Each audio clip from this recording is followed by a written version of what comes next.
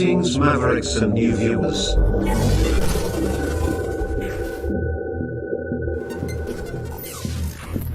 Tonight, direct and live from the Maverick News Network World Studios. This is Maverick News with Rick Walker.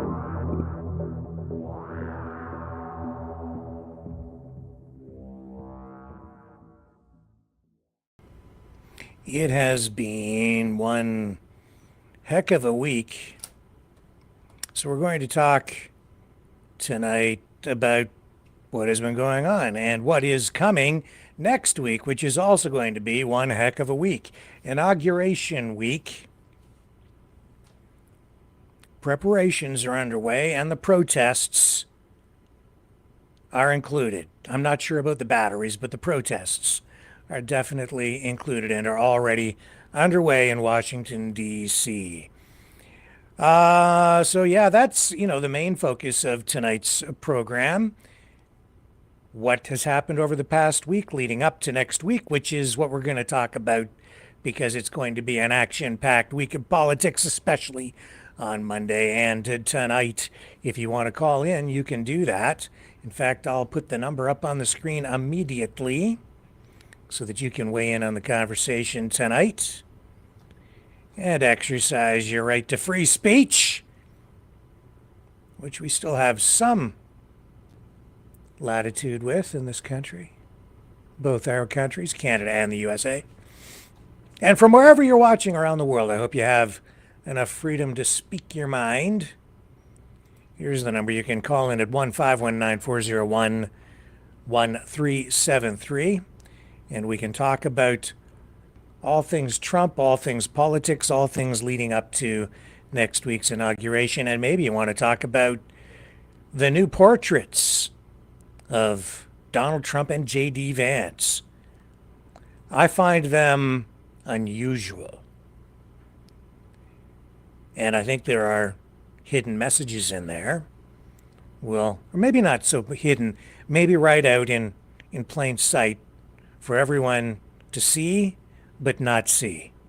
We will show you right here when we come back on the other side. Stay with me.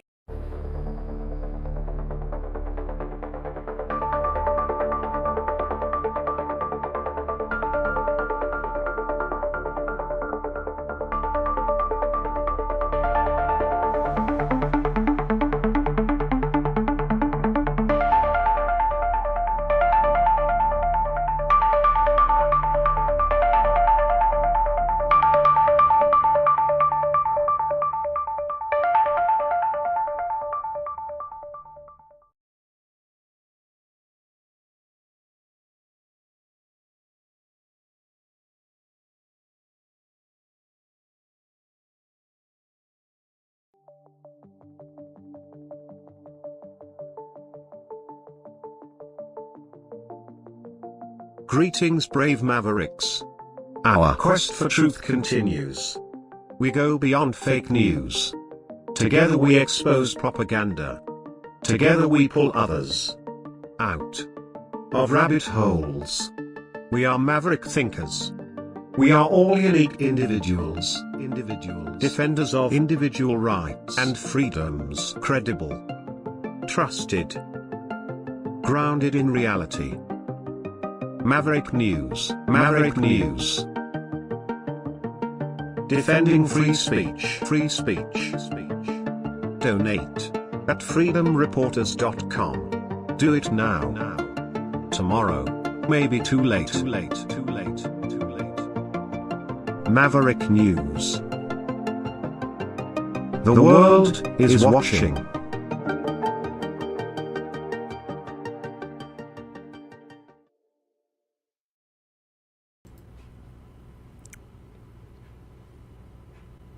So again, you can call in tonight at 1-519-401-1373. I will just carry on with the program, and if people phone in, that's fine. If not, if you're too chickened, if you're too afeared, you don't need to. That's fine too. In this environment these days, it doesn't matter what you say, you're going to get somebody upset. and that's okay too. So we have the transition underway. We have thousands of protesters marching through the streets in Washington. They're there for the People's March, which will take place in the Capitol to protest against the presidency of Donald Trump, Trump 2.0. There's going to be a fireworks display at the Trump National Golf Club in Virginia. We have dignitaries from all over the world attending. We should have a live feed out of there on Monday. So we should be providing, if all things go well, live coverage right here on Maverick News with an all-star lineup of guests to weigh in on the conversation, and we'll probably take some calls from you on Monday too. And it's all going to take place indoors. Now they're saying that they're doing this because of cold weather that is anticipated on Monday. And it is true, cold weather is ready to sweep across much of Canada and the United States through this coming week. It was a nice, warm, gray, crappy, mixed with snow and rain kind of day here today. And now tonight it is beginning to turn cold, and soon the slushy mess outside will turn to ice, which is really going to suck. But I'm not so sure that's why everything is being moved inside for Monday for Trump's inauguration. I think it's happening largely because of security concerns. And I think that's reasonable, considering that there has already been multiple attempts to assassinate Trump. And that generated probably one of the most famous images of a president in history. Him rising up with his fist in the air in defiance after being shot in the ear, saying, "Fight, fight, fight." Of course, we've got those T-shirts here too. And then today, another photo. See, I think the photo of him after having his ear shot, that's going to be probably the most famous photo of him ever. And maybe one of the most famous of any president, definitely. And then there was the mugshot. And now there's a new photo out of him. There's a photo of him, and there's a new official portrait of J.D. Vance as well. It just came out, and I have to say, it looks a lot like his mugshot. Have you guys seen this? Here it is. I'm going to bring it up on the screen. Check this out. It's all over the media. This is the official handout from the transition team. It's a tradition. They do a portrait, a photo, leading up to the inauguration of a new president. And the vice president has a portrait done as well. But look at this. Does that look like a happy guy? No, not to me. Not at all. There's something going on here.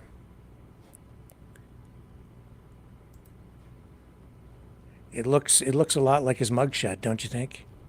And the lighting, I mean, that's very intentional.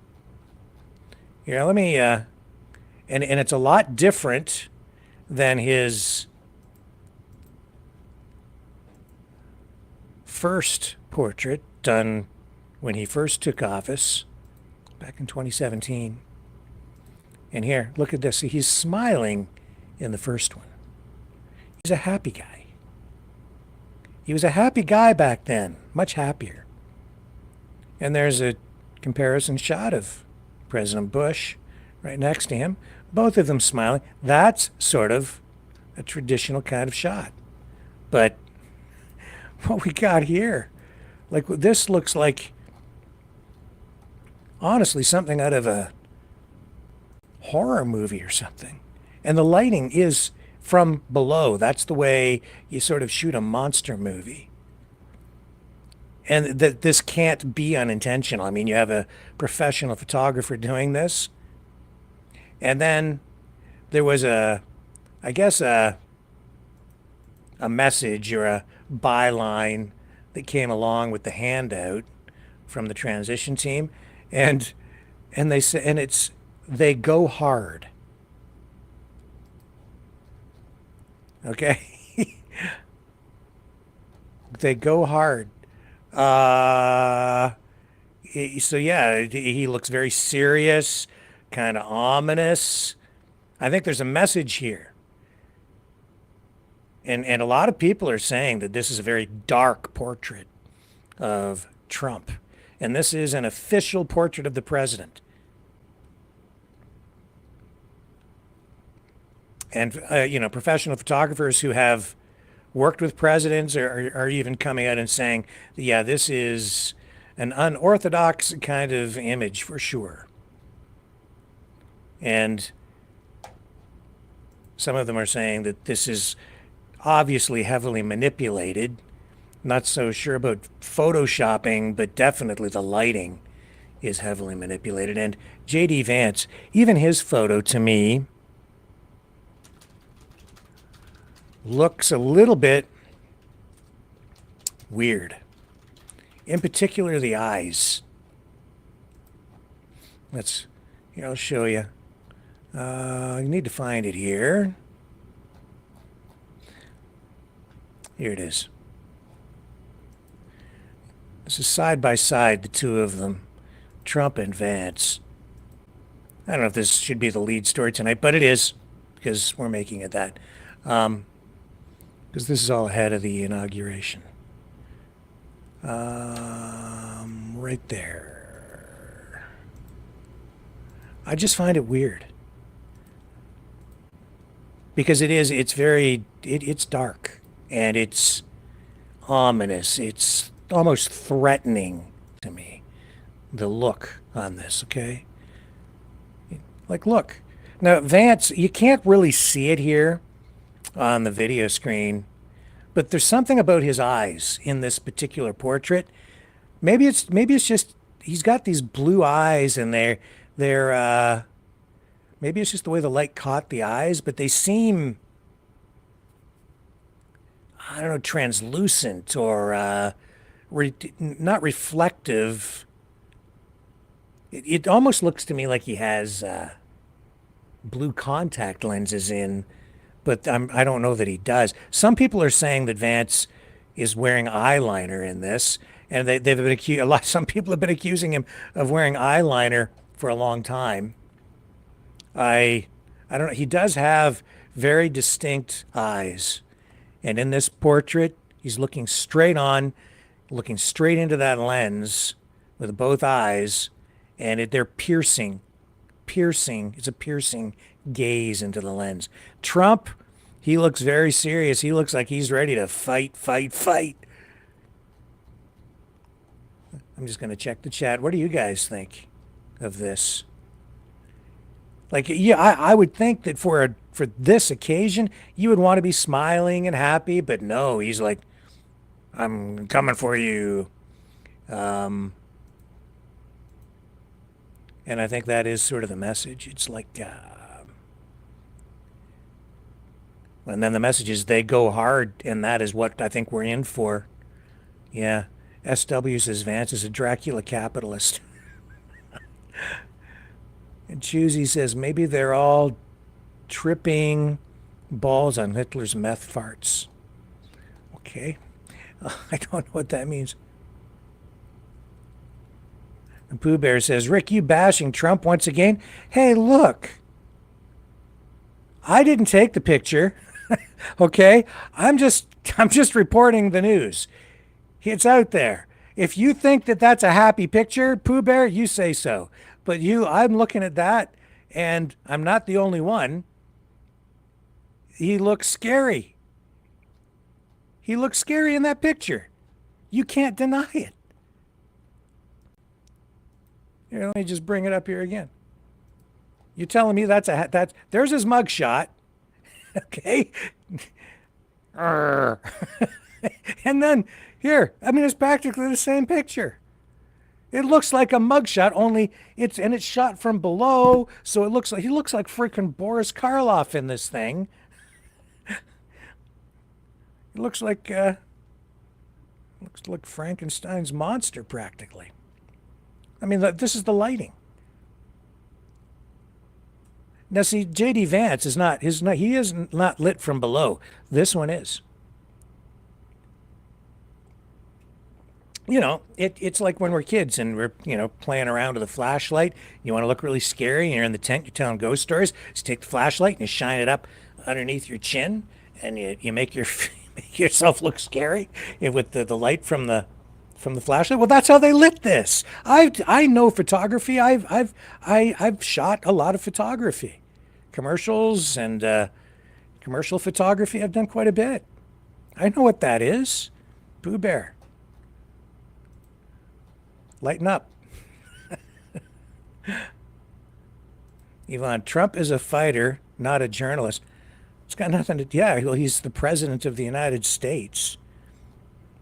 It's weird. It's a weird shot. And yes, I am. I'm having a great time looking at Trump. Thanks, Juicy. What else do we have here? Yeah, who's this? This is Seize the Day says, I think Trump got lazy. Just use his mugshot. No biggie, really. Yeah, well, maybe that's true. Maybe he didn't even show up for the photo shoot. Maybe all they did was is regenerate the mugshot and had that and put a new background in Photoshop. It could be. If I were Trump, I don't think I would use that shot. And maybe he didn't even know. Maybe the photographer did it to him. Maybe he was. I don't know. Like if I had a picture of that, like as a portrait on my family picture wall, and I pointed to that one, and that's my Uncle Don. When people come over later, 20 years, 50, 30 years from now when he's gone, and they're like, oh yeah, that was my Uncle Don. Yeah, he was the scary one. It's scary. I have to think that there's some messaging in that, and then to also with the handout to use that caption, they go hard. What does that mean? They go hard. It's almost like I hate to say this. It's almost like there's a sexual connotation to it.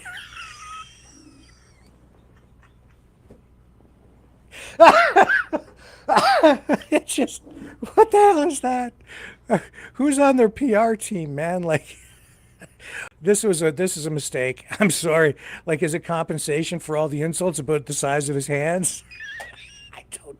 It's just, I'm sorry. If you can't take a joke, it's not. I didn't do it. Okay, it's not me. I can't. It's just this is what's out there. They put it out there, man. Not me. Oh, God. Politics. Rick, you're criticizing Donald Trump. Whatever. I'm not criticizing him. I'm just showing you the obvious. It's right out there for you to see. What else can I tell you? Yeah, I mean, other people here, I'm just looking on. This isn't even my words, okay? The photo appeared to use monster lighting. He added to dramatically illuminate the president-elect from below and make his eyes pop. That's what they're saying about the photographer. I think the lighting setup gives the image an ominous look. I use the word, they're using it right here in this news story that I'm reading. Look often seen in horror films, said Aliska Sky, a portrait photographer with the London Institute of Photography. Okay, so I'm not alone. I've got a real super duper heavy duty expert photographer just saying exactly what I just said. She compared the portrait of Trump to a boxer before a fight. Now there you go. See, he is a fighter, Pooh Bear, and maybe that's the messaging that he's trying to convey. The lighting suggests seriousness and intent, according to Paul Duerniks, a senior documentary photographer lecturer at the Swansea College of Art. The image is striking, he added, because the light source in most photos comes from above, that's right, like the sun or ceiling lights, and flipping the source in this photo tends to really have an effect on us. It certainly does. And a lot of people on social media are comparing the photo to Donald Trump's mugshot, which I just did, taken at Fulton County Jail in Georgia after he was charged with attempting to overturn his 2020 election loss, a charge Trump denies. I'm just reading.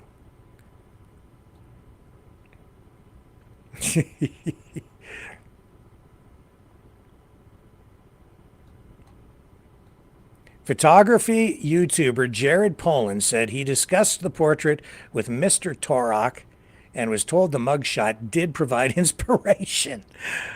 Well, so the mugshot provided inspiration for his portrait. The mugshot photo was one of the most searched images maybe ever, Polin claims, Mr. Torok said. Mr. Torok did not respond to a request for comment.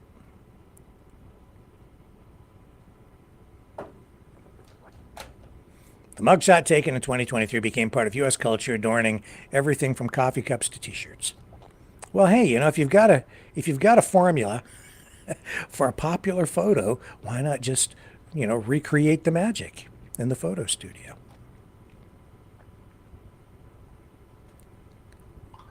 Yeah, but you know, these things, this is all about image.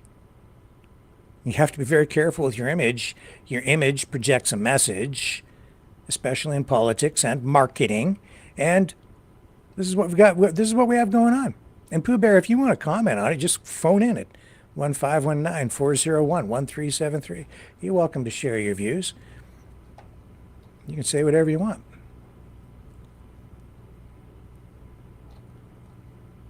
Says a lot of stuff.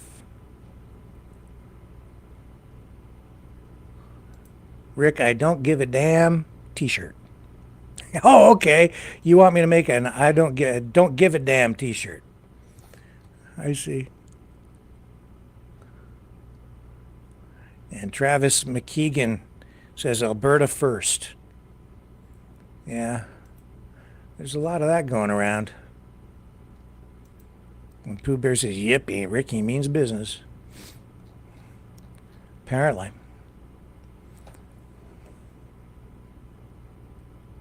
Well, I think we're in for a very unusual presidency.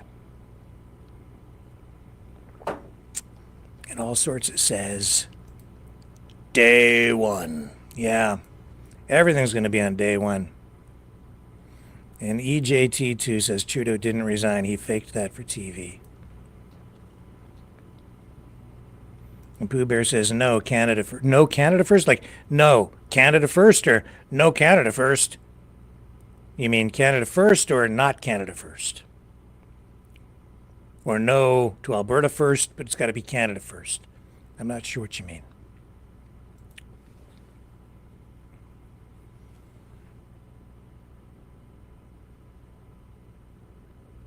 And Peter says, what's this?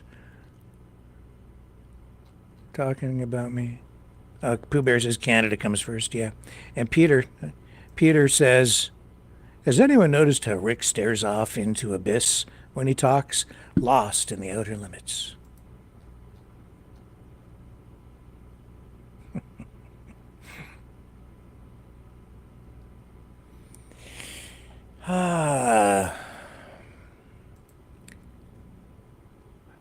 I'm back.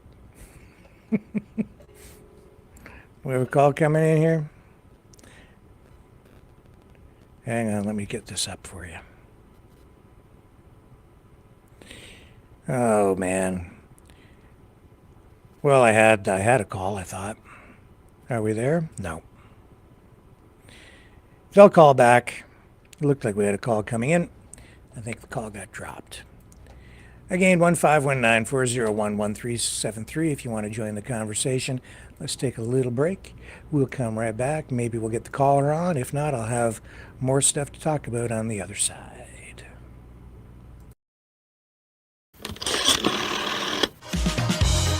Okay, Mavericks, it's call-in time. Join the conversation. Call now, 1-519-401-1373.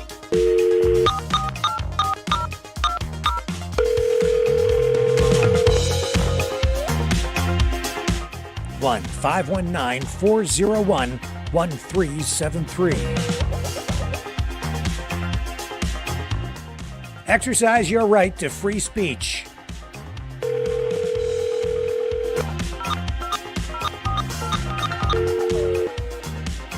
That's 1-519-401-1373.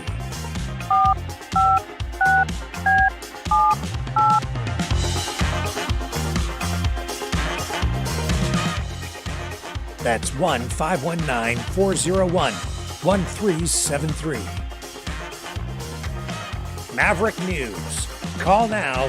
The world is watching and listening to you.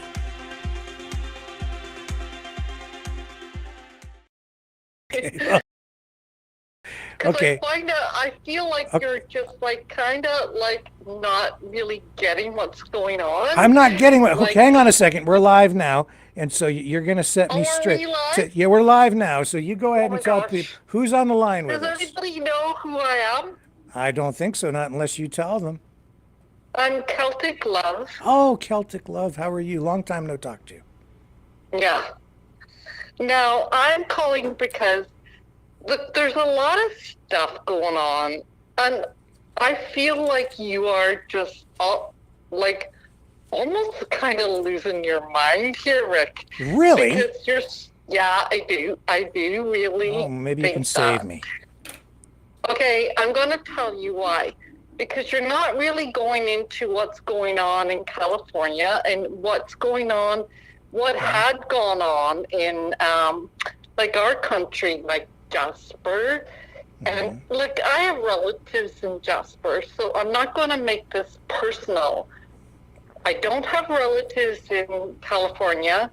I just know of people, my friends, who do. But at the same time, this is all really kind of strange, don't you think? Like you every day, I listen to you. I know you blocked me because you didn't like my take on things. I blocked you? I don't remember blocking you, but... Yeah, you blocked me like 6 months ago. But anyway, probably because I wanted to kill Mouth of the South and I was going after him, probably that. Because I don't like people that are absolutely disgusting to other human beings who have no respect, right? Like, I don't tolerate that shit. I grew up in Northern Ireland. I grew up in a country where we had to protect ourselves. Yeah. Now I came to Canada. I was 19. I came here to have a better life. Okay. Now my life is not better here. Okay. I raised 2 kids, but my life is not better here. Now you tell me that your life is better here because you come on the screen every day and you try to teach us something. You're coming from a place where you went through the mainstream media, and I watched you, which you know it, and if you remember, but I don't respect mainstream. That was brainwashing, right? So if you're not... Well, okay, I'm really upset here because I'm really afraid that I might upset you because I don't disrespect you. I respect the fact of people who come and tell the truth. But I don't know whether I'm doing the right thing here because you might actually be upset with me for saying this. Please come back at me and tell me there's something I said that was wrong. Cross-examine me on this.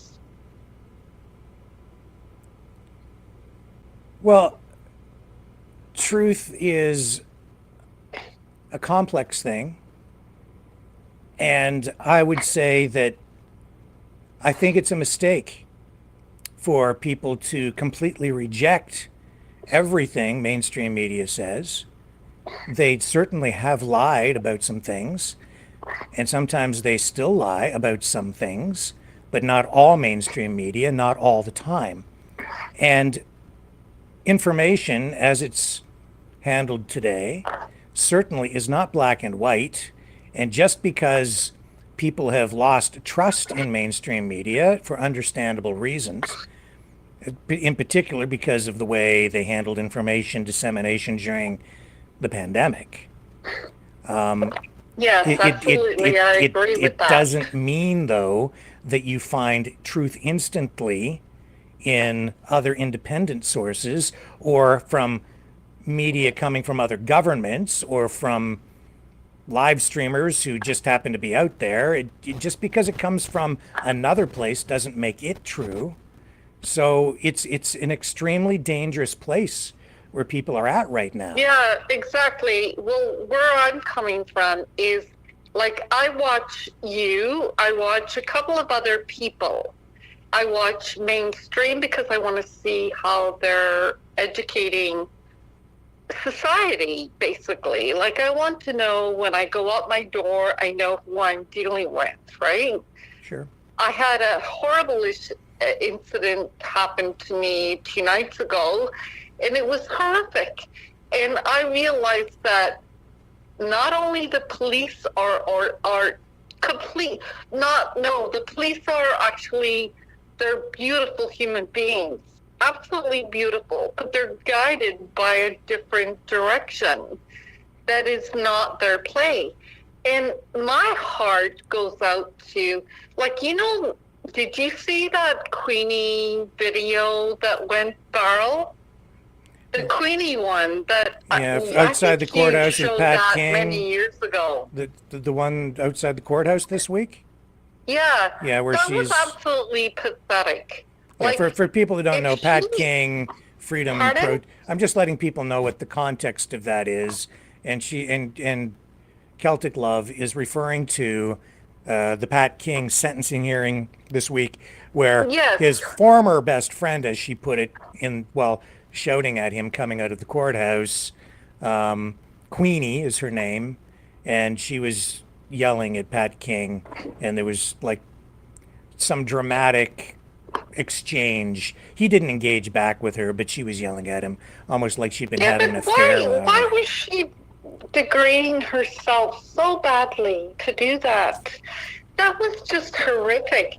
It was almost like maybe she wanted to be his lover or something. Like, it was really kind of very sad. Wanted to be his lover? Or maybe he had been his lover? Who knows what's going on there? I don't know. I mean, I have my own thoughts on it, but they're complete minds, okay? Okay. Like, people have really lost their minds. They don't realize that God says you don't have sex unless you're with someone that you love. Okay, well, right? But what's the purpose of the call tonight? Because that's sort of like a sidebar issue, and a lot of people, unless they're familiar with it, won't really understand what you're talking about. Why the heck are you opening up this conversation to the fact that we have to realize, at the end of the day, look, Chrystia Freeland, which you hate, I hate, we all hate. I don't hate her. I don't hate her. I don't hate her. Oh, I don't even hate Trudeau. I don't hate anybody. Stop it. I don't hate anybody. I don't hate pity anyone them. either, but if you tell me who I hate, I'll say it's Chrystia Freeland. Well, but if you want me to be honest on this earth, yeah, you can be honest.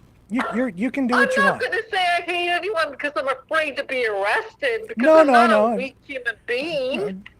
But I'll say I hate Chrystia Freeland. Oh. And now you want this freaking, what's his name? Garner Carney? my life. The Garner my life guy? Like, really? Mr. Carney, the former Bank of Canada governor, that guy you're talking about? Yeah, but I grew up in the British Isles, so I know who the heck this guy is. Okay.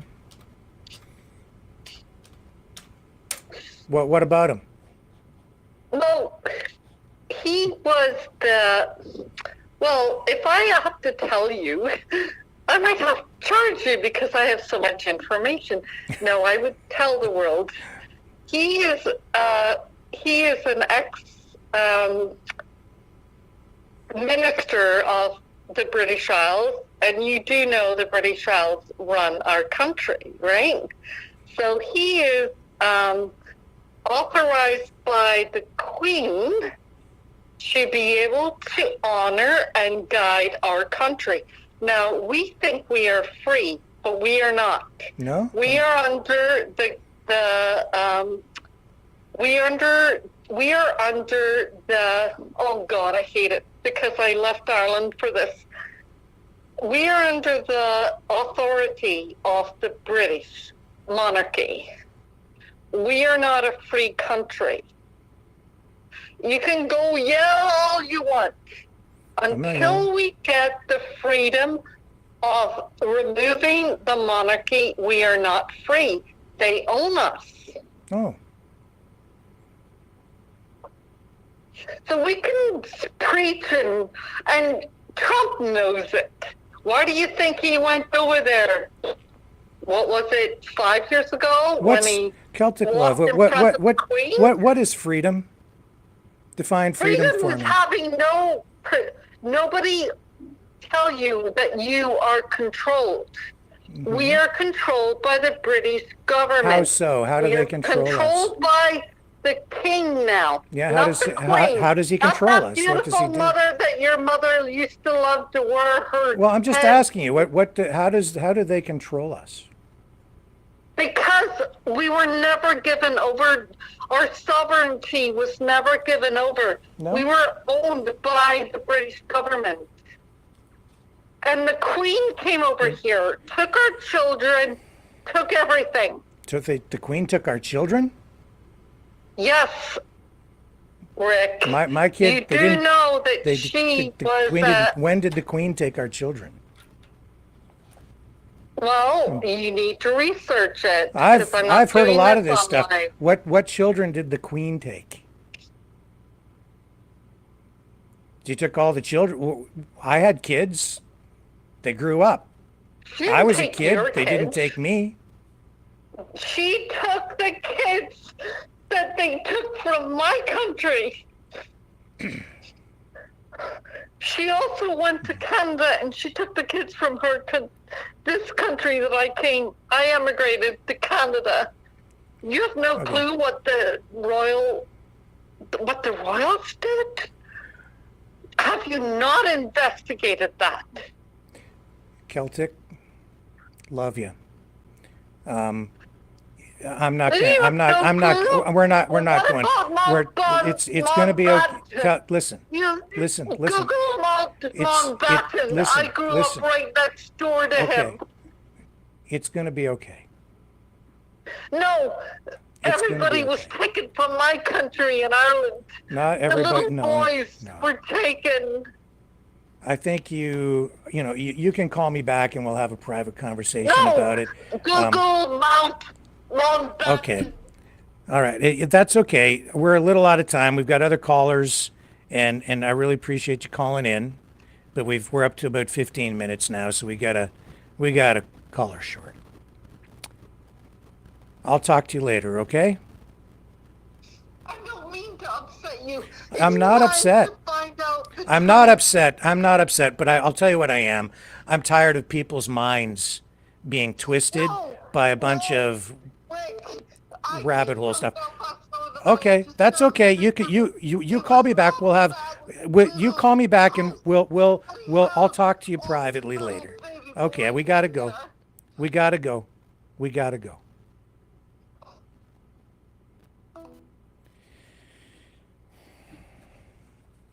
This is the Constitution. We do have our sovereignty. I'm tired of people lying. And that's not her lying. That's her mind twisted by misinformation. And I'm really tired of it because it's really harmful. Who do we have on the line now? Oh, it's Kitty. How are you doing tonight? Well, now I could use a drink. Me too. Oh boy, and I'm not talking coffee. If anybody out there has a little shot of scotch straight up, no ice, I'd really appreciate it now.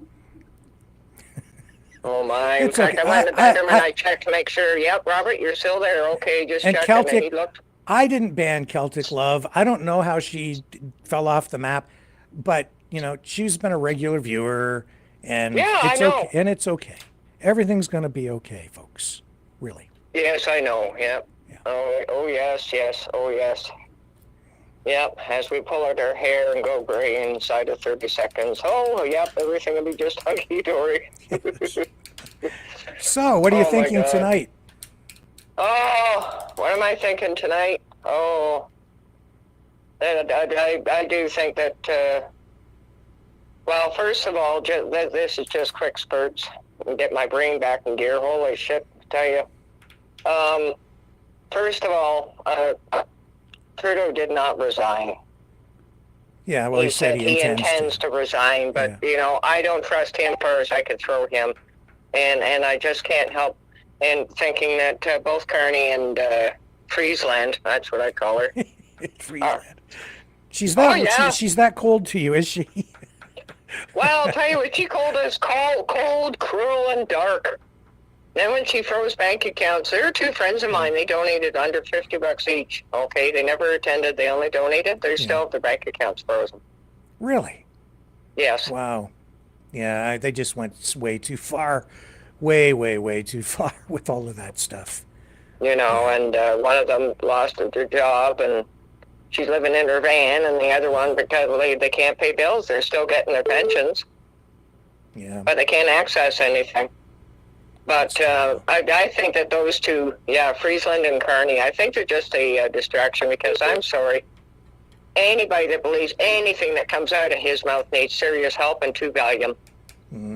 Did you see there was an old exchange between Polyev and Carney in a committee hearing, I think, over a video call, where Polyev was questioning Carney about oil pipelines and how he was in opposition to the expansion of oil pipelines in Canada, but has been investing in other countries like Brazil himself. Yep. Yeah.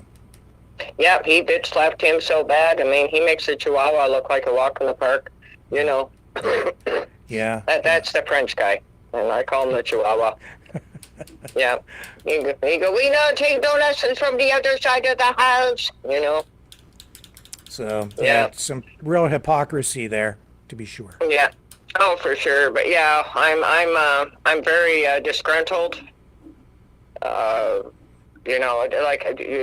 Here's the thing. People are so divided now. I think we're divided every which way but loose. We're divided by color. We're divided by race. We're divided by if we were born here or not. We're divided if we're native or not. We're divided by how long have you lived in Canada. You're a permanent resident. Oh, well, then you're in a separate category. Oh, we're divided by income, divided by job, divided by every single way. And on top of that, it's like, oh, gee, everything is going up except our paychecks. And like, God forbid, the ones in pension. Yeah. Pensions don't go up when the prices of everything do. And then on April 1st, the carbon tax is going up again. And I really think that, this thing with the 51st state really is starting to get in my nerves. Mine too. It really is, okay? It's just I wish I could say what I really think, but I have to tell myself, be polite. No, tell me what I want to know what you really think. Oh, you do? I do. On that issue, yes, I absolutely do. Because I'm perplexed by the reactions that we're getting from people. And we can talk a little bit about it, but I'm very interested in what people think about it and why they think that. Well, first of all, like, half my family's American. So, like, far as I'm concerned, like, two countries are my home in a manner of speaking, you know what I'm saying? Mm-hmm. So, like, to me, there is no border or boundary. It's like, I got family there, I got family here. Fine. But this 51st state thing, it's like, sit the fuck down, shut up, please, and stop with it. It's a distraction. He might be serious, but really, seriously, has anyone looked up the procedures and, Canada cannot be just sold on a whim. It doesn't work that way. Our economies are tied together in so many different ways between trade agreements, this agreement, that agreement, the other agreement, that even if the process was to be started, only our grandchildren would see the beginning of results. Like, enough. Like, how about we focus on where we live? How about we focus on our communities? Now, there's a thought. How about we start trying to pull this country together? Because, like, I'm really, really getting pissed off with it. It's like, enough, okay? Like, just shut up. Keep that shit away from me. I'm focused on more important things. You know, little things like, oh, can I buy food this week? Is the rent paid? Oh, we got the hydro. Oh, yeah, hello, carbon tax. Yep, can't forget that. Wood, we burn by wood, thank God. You know, how's my neighbor? Does she have food? Like, there's another lady where we live. We live in a trailer park. And, you know, and I don't want to hear any trailer park jokes. Okay. Because I know I can thank Trailer Park Boys. There are two people here that are just like that, okay? Yeah. And when people see me coming, they know, don't piss her off, because she'll tell you. But the thing is, when the chips are down, everyone helps each other, and people are going hungry here. Mm-hmm. So myself and another woman, and Robert, well, we got together. They used to have in the park a little food bank. Well, people couldn't afford to donate, but people are going hungry. So we got together with our friend and we said, look, how about we better start this up again, because even a little something is better than nothing. So that's what we've been doing for almost a year. Mm-hmm. So she has it down there, and we keep track every month, and without fail, it runs out. And it's very careful. It's that they can't just come and help themselves. You know, they got to phone her to make an appointment. They come down, check it out. Okay, you know, how many in your family? And they may not get much, but at least they get something. Sure. Because the food banks in town here, food bank in town, regularly they've cut back so much it's enough to make anyone with a heart cry. Yeah. And in fact, they've had to cut back the number of days because they're not getting the donations anymore. And in fact, the meat supplier used to supply chicken and beef. They're not doing it anymore because they can't afford it. Yeah. You know, like, there are more important things to worry about other than this 51st state bullshit. And, like, the way the state of the country is right now for, yes, we can go and vote. Okay, fine. We know this, you know. In the meantime, what can we do in our communities, Right. you know, to make things better here? I live here. I don't live there. I live here. Yep. So Robert and I focus on here, on our surrounding community. And people are really good here at doing that. Like just yesterday, I have no tarp at my woodpile. Well, I do now, because one of the tenants in the park, he came up with his son, and I think I've talked to these people 3 times. They're like, here, we noticed you don't have a tarp for your wood. There's going to be lots of snow, so here you go. Yeah. And they just gave us a tarp. We work together here. You see, here's the thing. People are so used to thinking and doing this. They dissect. Mm-hmm. Like that lovely woman that called before me. Mm-hmm. The way she's telling you how she doesn't like this, that, and the other, and you're not reporting on this, that, and the other. Me, with my sardonic sense of humor, was sitting here muttering, and Robert was trying not to laugh because he knows me. I said, do you want to be his press secretary then? Do you want to pick the stories we're going to report? Like, no, if you were going to report on everything that's going on, Rick, I think your show would be like 4 hours long a day. It's already like 3 most days. And people, it's not that what people want is they want me to just tell them what they want to hear. Because that's what they get in a lot of places. Yeah, but you see, that's not reality, eh? That's right. Like, look, that's right. Straight up, just look at the damn facts. Yeah. Look at what's really going on. Yeah. Like, when you see people living in tents, don't be thinking, oh, they can't be bothered, they're lazy, and this, that, and the other. No. There's a word called rent-evictions. Mm-hmm. People are being evicted left, right, and center. The LTB is still 6 months behind in Ontario. I don't know what the other province is, but here it still sticks. And like, so by the time a decision would come out, they're not there. And like a lot of landlords are not abiding by the law. There's a lot of real shit going on out there. And I just think that people have forgotten how to be grounded. Oh, yes. Yes. Like, just get grounded. Just ground yourself. Be like, okay, right. Take a deep breath. Now, pour that lovely scotch. Has anyone got one for me? I'm looking at the chat, please. You know, sit down, take a deep breath, pour yourself a drink away and go, okay. Start working from the inside out. What do I have? What do my kids have? What does my spouse have? My boyfriend, girlfriend, whatever. What do we have? Okay, we're good. Now, how about the community? How's the community doing? Does so-and-so next door need their driveway shoveled? Like, we got to get grounded, get back to the way it used to be. Yeah. And there's no prime minister in this planet or any government that's going to do that. We have to do that for ourselves. Sure. I agree with that.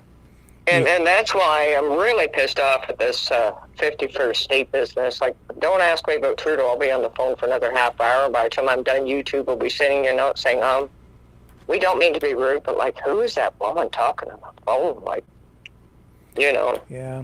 So, and like, and then I just see here, Pooh Bear, yeah, don't worry, mate. I'm not laughing about the last caller. I have a very sarcastic sense of humor, and that's also how my frustration comes out. And that's why I'm saying we all got to get back to being grounded. We forgot how to help each other. We forgot how to stop judging. Stop making fun of people in tents. Stop making, you know, saying, oh, well, there's shelters. Excuse me, do you know who's in those shelters?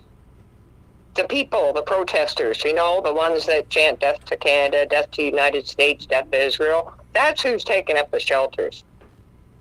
They're getting upwards of $3,000 a month, and they don't have to do anything.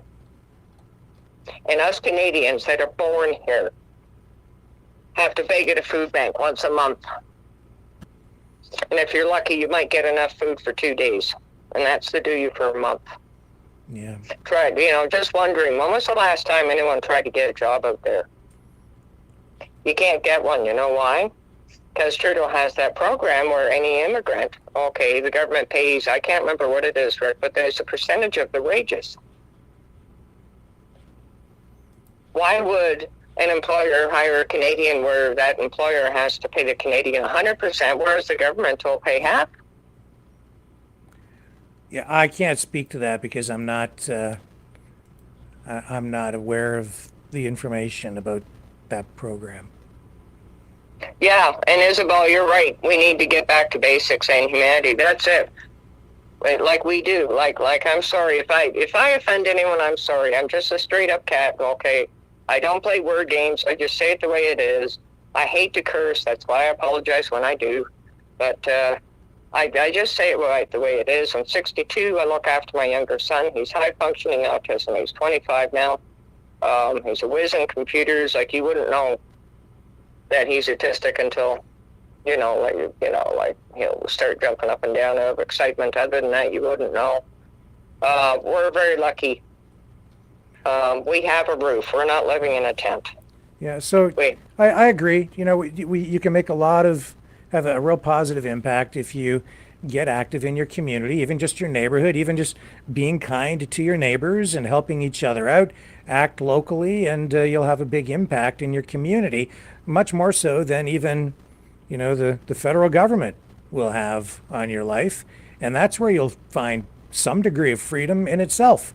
So I totally agree with you. Now, the clock is marching on here, so I'll get you to just give us a final thought. Yeah, well, my final thought is, let's like you said, let's get back to basics and just let's realize that they're without exception, everybody is hurting, suffering, worried, and let's get rid of the division. Let's get back to being the way we used to be, which was keeping an eye out for other people and just saying good morning or holding the door open, because I got news. The government's not going to fix Canada for us. We have to do it one person at a time. Yeah. And that's it. Yeah, well, if you want to make a difference, get involved. I guess that's the bottom line, right? Well, that's it. It's like, if someone goes to the store tomorrow and there's someone walking a bit slower, walk ahead of them, open the door, and just hold the damn thing. Like little tiny humanity. That was the word that she said, humanity. Get back to humanity, and hugs and love to everybody, including the callers. And we'll get through this, but I think we will allowed ourselves to be distracted too much by government. The only way we're going to be in control is to take back control. We do have it. We have to just take it back. All right. Thank you so much for the call, as always. No problem, Rick. Well, hugs to you and your doggy and your family. Thanks. Talk to you later. You betcha. Okay, bye-bye. Bye. Go ahead. You're on the air. Hey, Rick. It's Michelle. I'm all sorts in the chat. The thoughts that I have right now that I wanted to, share was about Carney and just some observations I made during his press conference on Thursday, I believe. Yeah. All the WEF stuff aside, all of that aside, he was standing there, I believe, if I recall correctly, talking about working families. My observation was he kept looking down at his notes. He wasn't feeling what he was saying because I don't think he really knows what he's talking about. Okay? Why, yeah. If you're going to talk about working families, yeah, he can't relate. Why do you need to look at notes? Yeah. And then, you see all of the people standing behind him, I guess they're, family members of MPs or whichever. I did see the member of Parliament for Scarborough Centre standing in the back in the front row, I believe. I'm Scarborough Southwest, but I used to live in Scarborough Centre, so I kind of, I recognized her. But I just look at all of them, and I'm thinking, they're all in it for themselves. It's tactical. They're all standing on that stage because they think if he gets in, maybe there's a tiny chance they're going to win their seats. They think he's the best bet, and they're just all standing behind him. And I'm thinking, where are their morals, right? Okay, again, I said WEF stuff aside, because we could talk about that forever. But okay, the recent photos that have come out with him and Ghislaine Maxwell. Okay, I believe there's 4 photos in all. And, what was that? That was 2013 or 14. The one who had the island had already served time in jail at that point. Mm-hmm. It was known. Everything was known. Why is he with them? Why isn't mainstream media talking about this? All those people on that stage, they all know about this. Mm-hmm. They've all seen the photos. This is no secret now. Yet they all sell their morals and stand behind him on the stage. It really irks me, So, that's just, thoughts that I have at this moment in time. And then, I was also, I also watch a lot of other channels, and I'm not going to name other channels, but I know a lot of people watch the other channels as well. Mm-hmm. There's this idea of non-liberal voting people taking out a membership with the Liberal Party mm-hmm.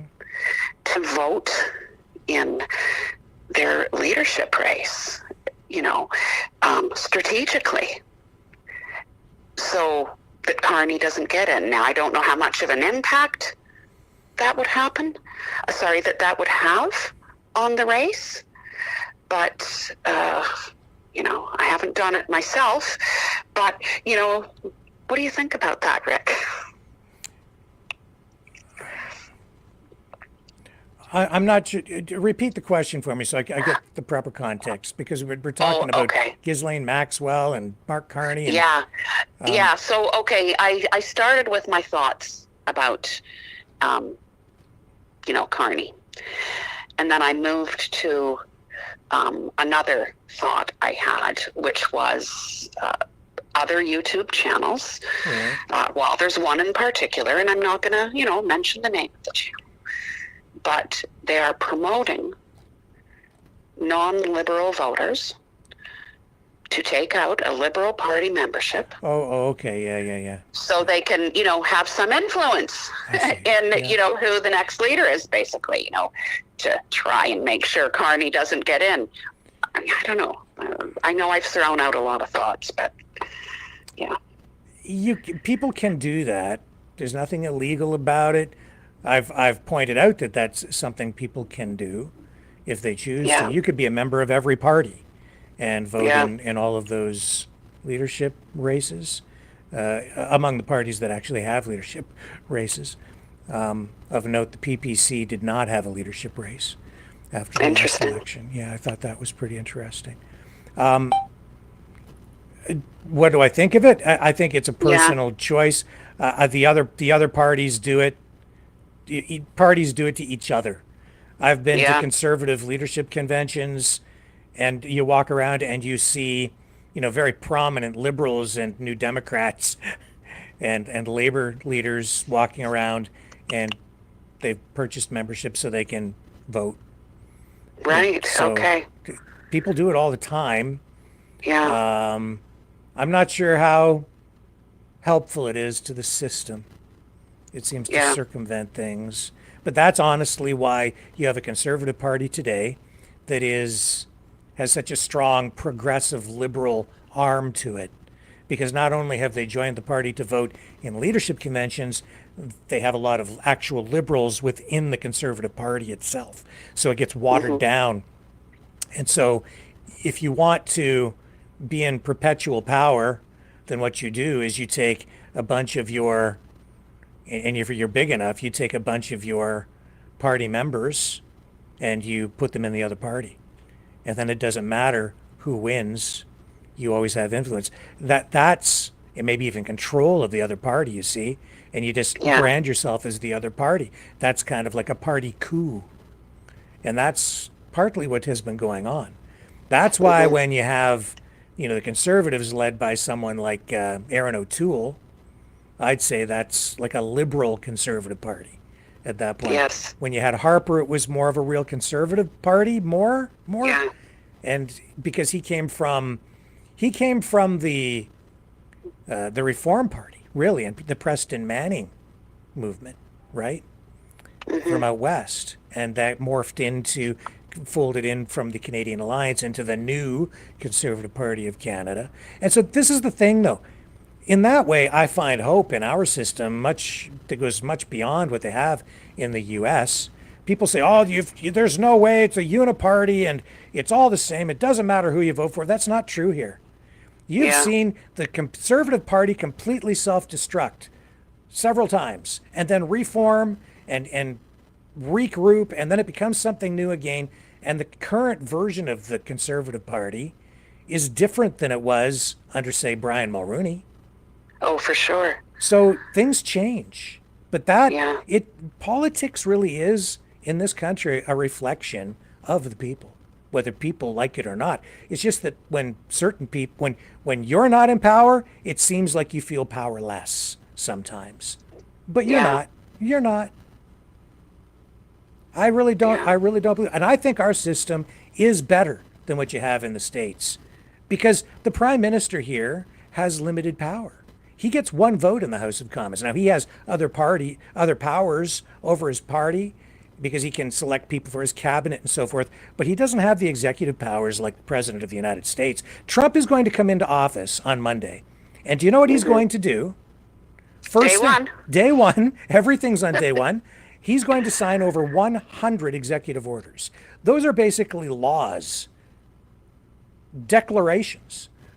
Yeah, no power like that in Canada. One guy, 100 new declarations, laws that people, it will become the law of the land just because he writes his signature on the bottom of a piece of paper. Just like that. You know what? I wish that we had or our prime minister had some sort of power like that. You know, a prime minister walking in. Because wouldn't it be awesome for Pierre Poilievre to come in and reverse, you know, all of these censorship laws? And, you know, I guess like one big omnibus bill, reverse all the BS from the last 9 years. Yeah, but you know, the problem with that is that then the next government gets in and they just do it the other way around. Like the next guy comes in. That's what's going on right now. Obama, right? He comes in, he does what he wants and gets rid of what was before. And then you have Trump come in, and then he undoes all of that. And then Biden comes in, and he undoes everything that Trump did and puts in his own stuff, just with executive orders. It makes for a very dysfunctional country in many ways. And now Trump is coming in, and he's going to, on day one, undo all this stuff that Biden did, and then reverse all that and put all this other stuff in. Yeah, on day one. It's like flipping back and forth. And the people, I mean, you think you've got a say in that, to some degree, I guess, because you do vote directly for the president. But I'm pretty sure that people who voted for Trump probably couldn't tell me what even, you know, 3 or 4 of them are out of a lot of the 100. I don't know what all 100 of those executive orders will involve. That's a lot. Yeah, I'd say he's been very busy since he's been elected. Well, yeah, as president-elect, figuring out which every one of these 100 executive orders are going to be. So, but yeah, you know what, Rick, I don't want to keep up your time. I know you're going to have other callers, and you know what? Thank you for giving us a voice, Rick. Thank you for calling in. Yeah. All righty. You have a good evening. You too. Thanks for calling. Okay. See you. Bye. Okay, guys. Yeah, some people were calling in there, but I can't put people on hold in the queue like we used to with the old system. But you can still call in at 1-519-401-1373. Call now. Call often. Just like you vote. Vote early, vote often. Yeah. I'll be right back. You know, someone very profoundly once said many years ago that if fascism ever comes to America, it'll come in the name of liberalism.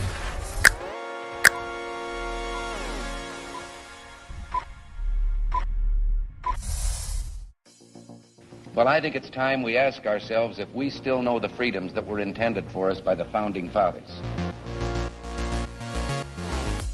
If we lose freedom here, there's no place to escape to. This is the last stand on Earth. The entire world is watching. Every dictator, every crazy dictator in the world is watching.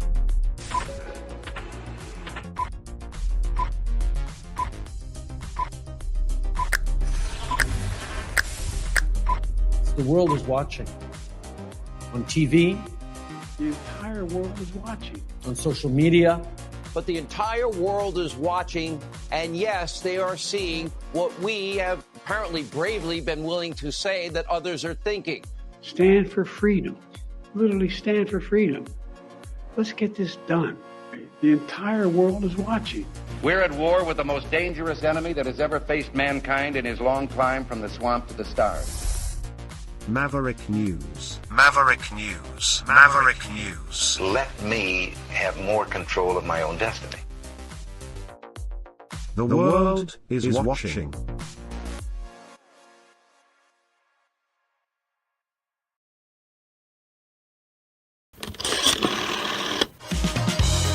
Okay, Mavericks, it's call-in time. Join the conversation. Call now, 1-519-401-1373.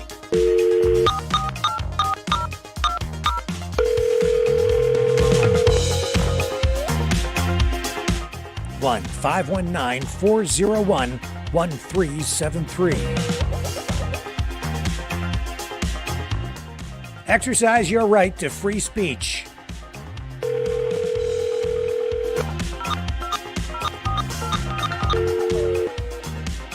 That's 1-519-401-1373.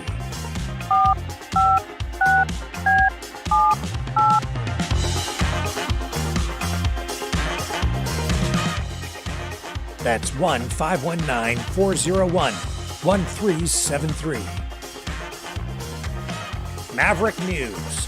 Call now. The world is watching and listening to you.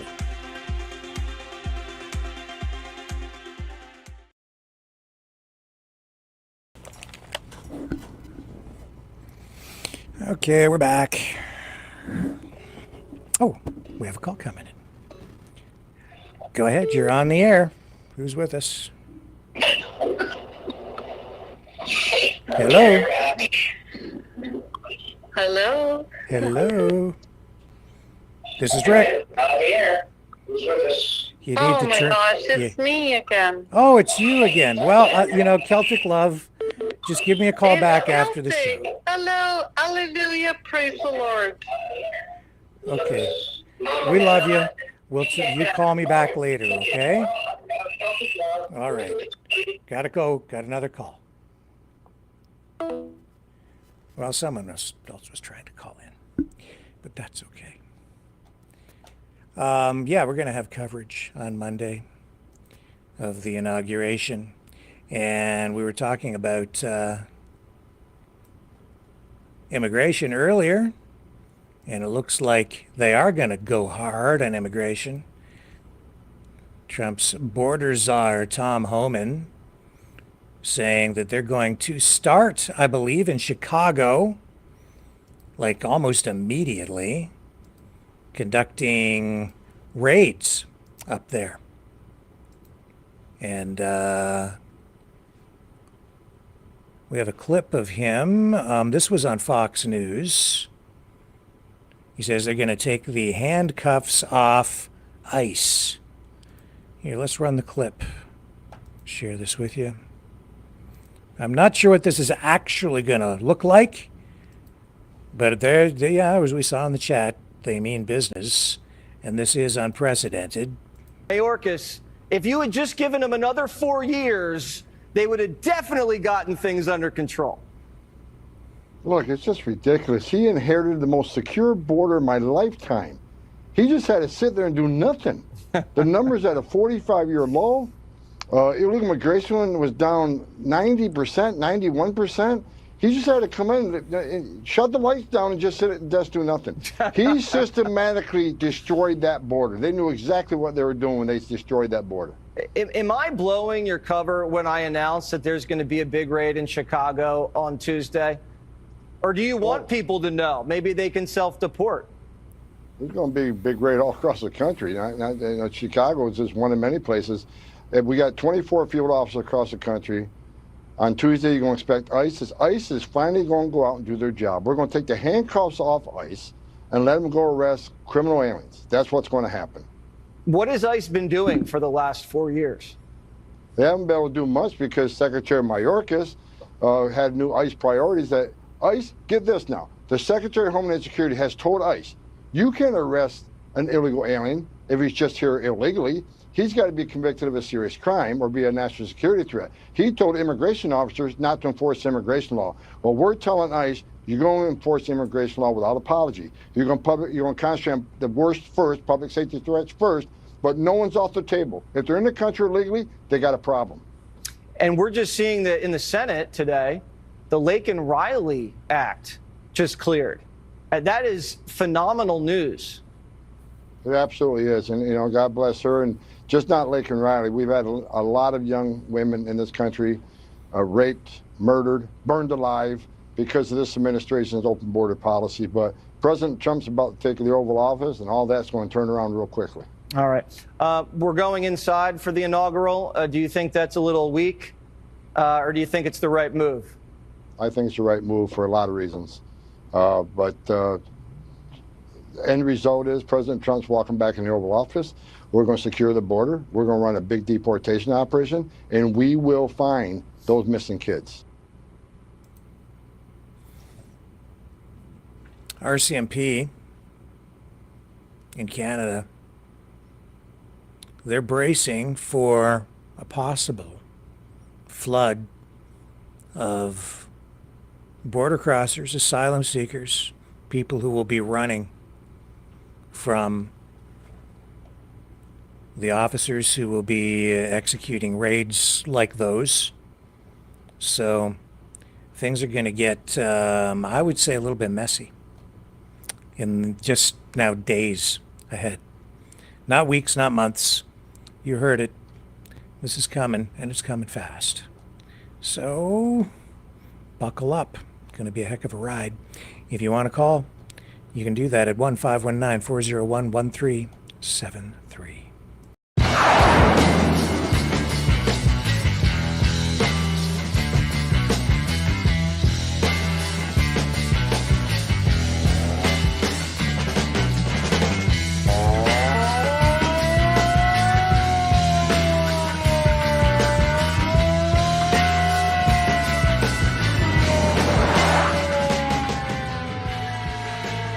Maverick News. Fighting for freedom.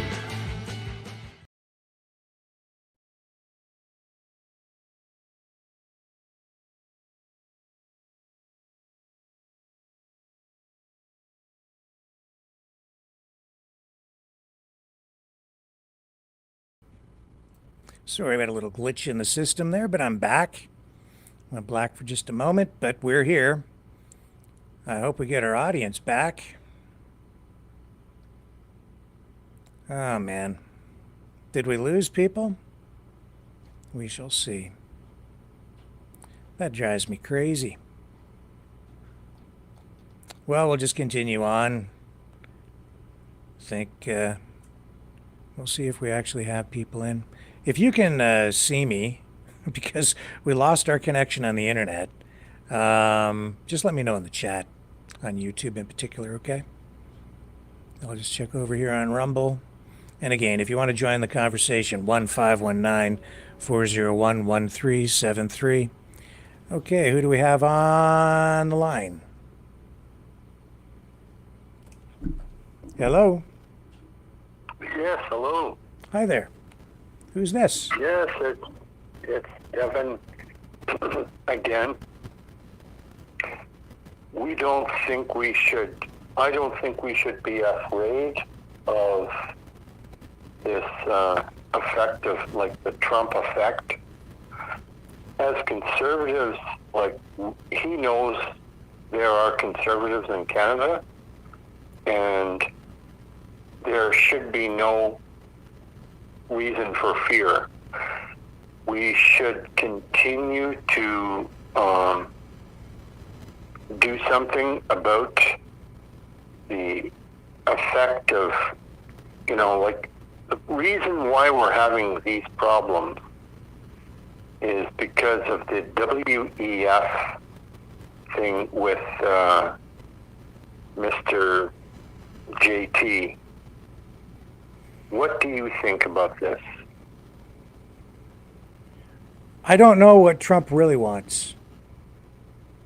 And I'm a little perplexed because, as with many things these days, the way I'm viewing it, the reality of it has been flipped upside down.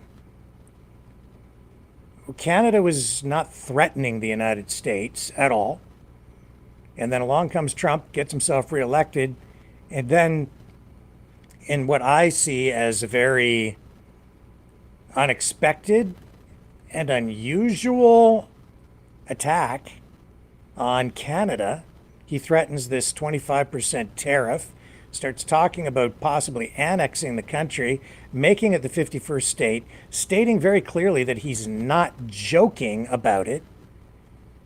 And people then turn around, and when all the first ministers, save one, get together to try to come up with a plan to negotiate or deal with what is very clearly a threat to our economy and maybe even the very sovereignty and existence of our country, some people flip it around and make it Canada's fault and say that it's, a Justin Trudeau or a Doug Ford, Premier of Ontario, or the Premier of British Columbia declaring economic war on the United States. And that what do I think? I think Trump is. Do you think that the people of Alberta, inside the confines of Alberta, will agree with going with a union or a confederation of the United States of America, knowing that in the future they will be under somebody like Kamala Harris or Barack Biden?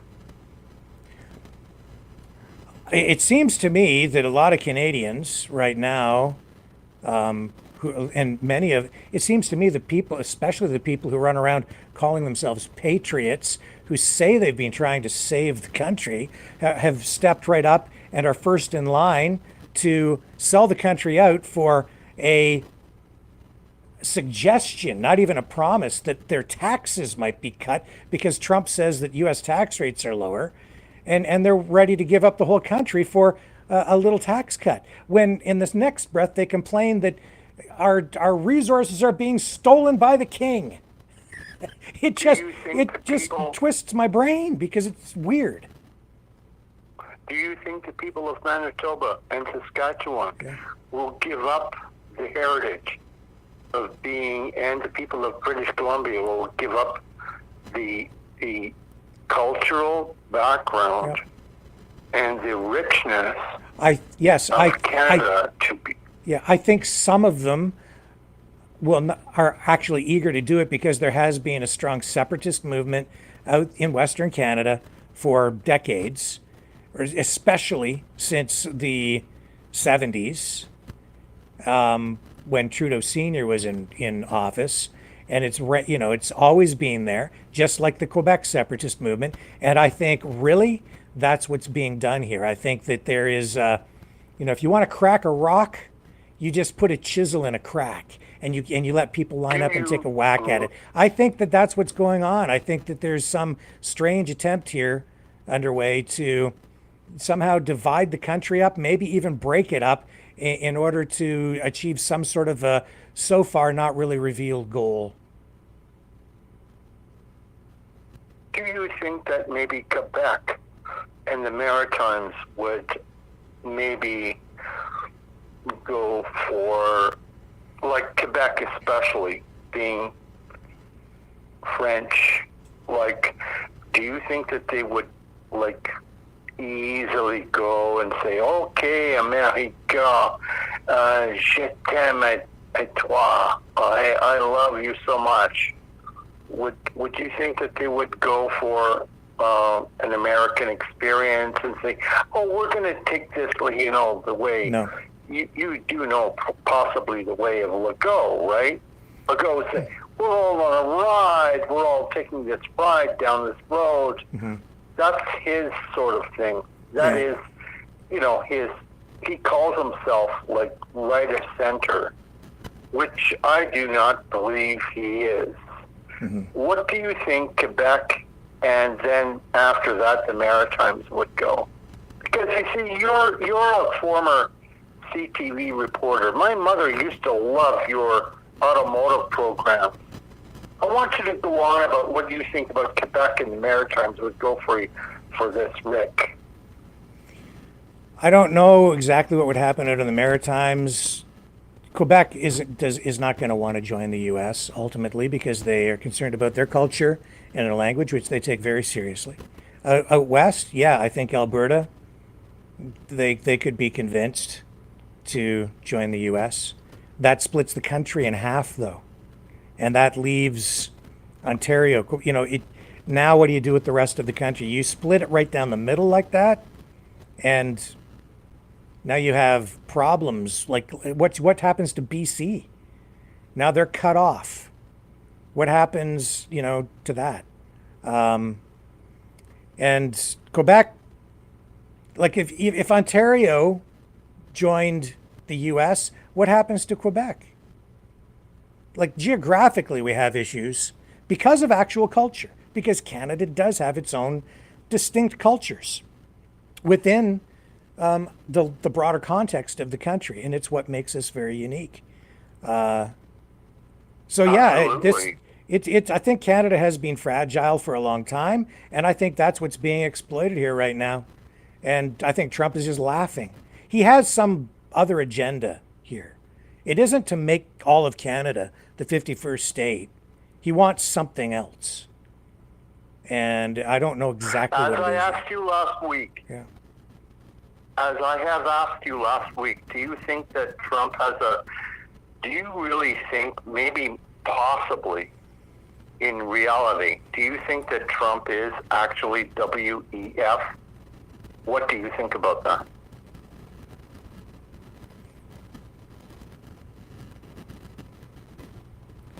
I don't know what's going on with him this time. It's different than it was in 2016, 2017. There's something else there. I don't know. I can't say for sure what it is. All I can do is speculate, because how could I possibly know? Whatever it is, it's not out in the open, right? I'll ask you this. What is it specifically about the WEF that you don't like? What is it that they have actually done that concerns you most? Globalization, taking away of your rights. Also, how have they? And tell me exactly. WHO taking away your sovereignty, absolutely taking away your sovereignty. How have they done that? Saying if Trudeau is called by Tedros and says you have got to take this thing, you've got to quarantine yourself. Okay, well, Tedros is with the World Health Organization. If you do not listen to what Tedros says and Trudeau says, then you are going to be put into a camp like they have already done in Australia. Okay, well that's World Health Organization stuff. I'm talking about the WEF, the World Economic Forum. What is it that the World Economic Forum has done, is doing? What is it there? What policies, or what is it about the WEF that concerns you the most? Extracting our sovereignty out. Sorry, you cut out there. You still there? Are you still there? We've lost it. The call's still connected, but I can't hear you. Yeah, you're cutting in and out. Now he dropped the call. Maybe you can call back. I don't know. I could hear him, but we lost the call. Let's take a little break. We'll just give him a chance to call back here, and maybe he can elaborate a little bit more on the specific policies or whatever it is that I'm interested to know more specifics. And you can call in and comment as well at 1-519-401-1373. Don't go away.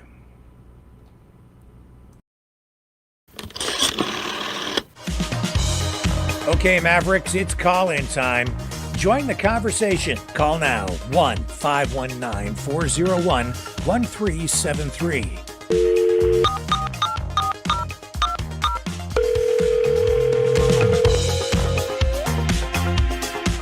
One 519-401-1373.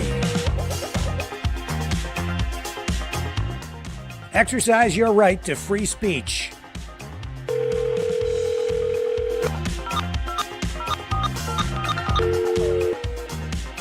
That's 1-519-401-1373.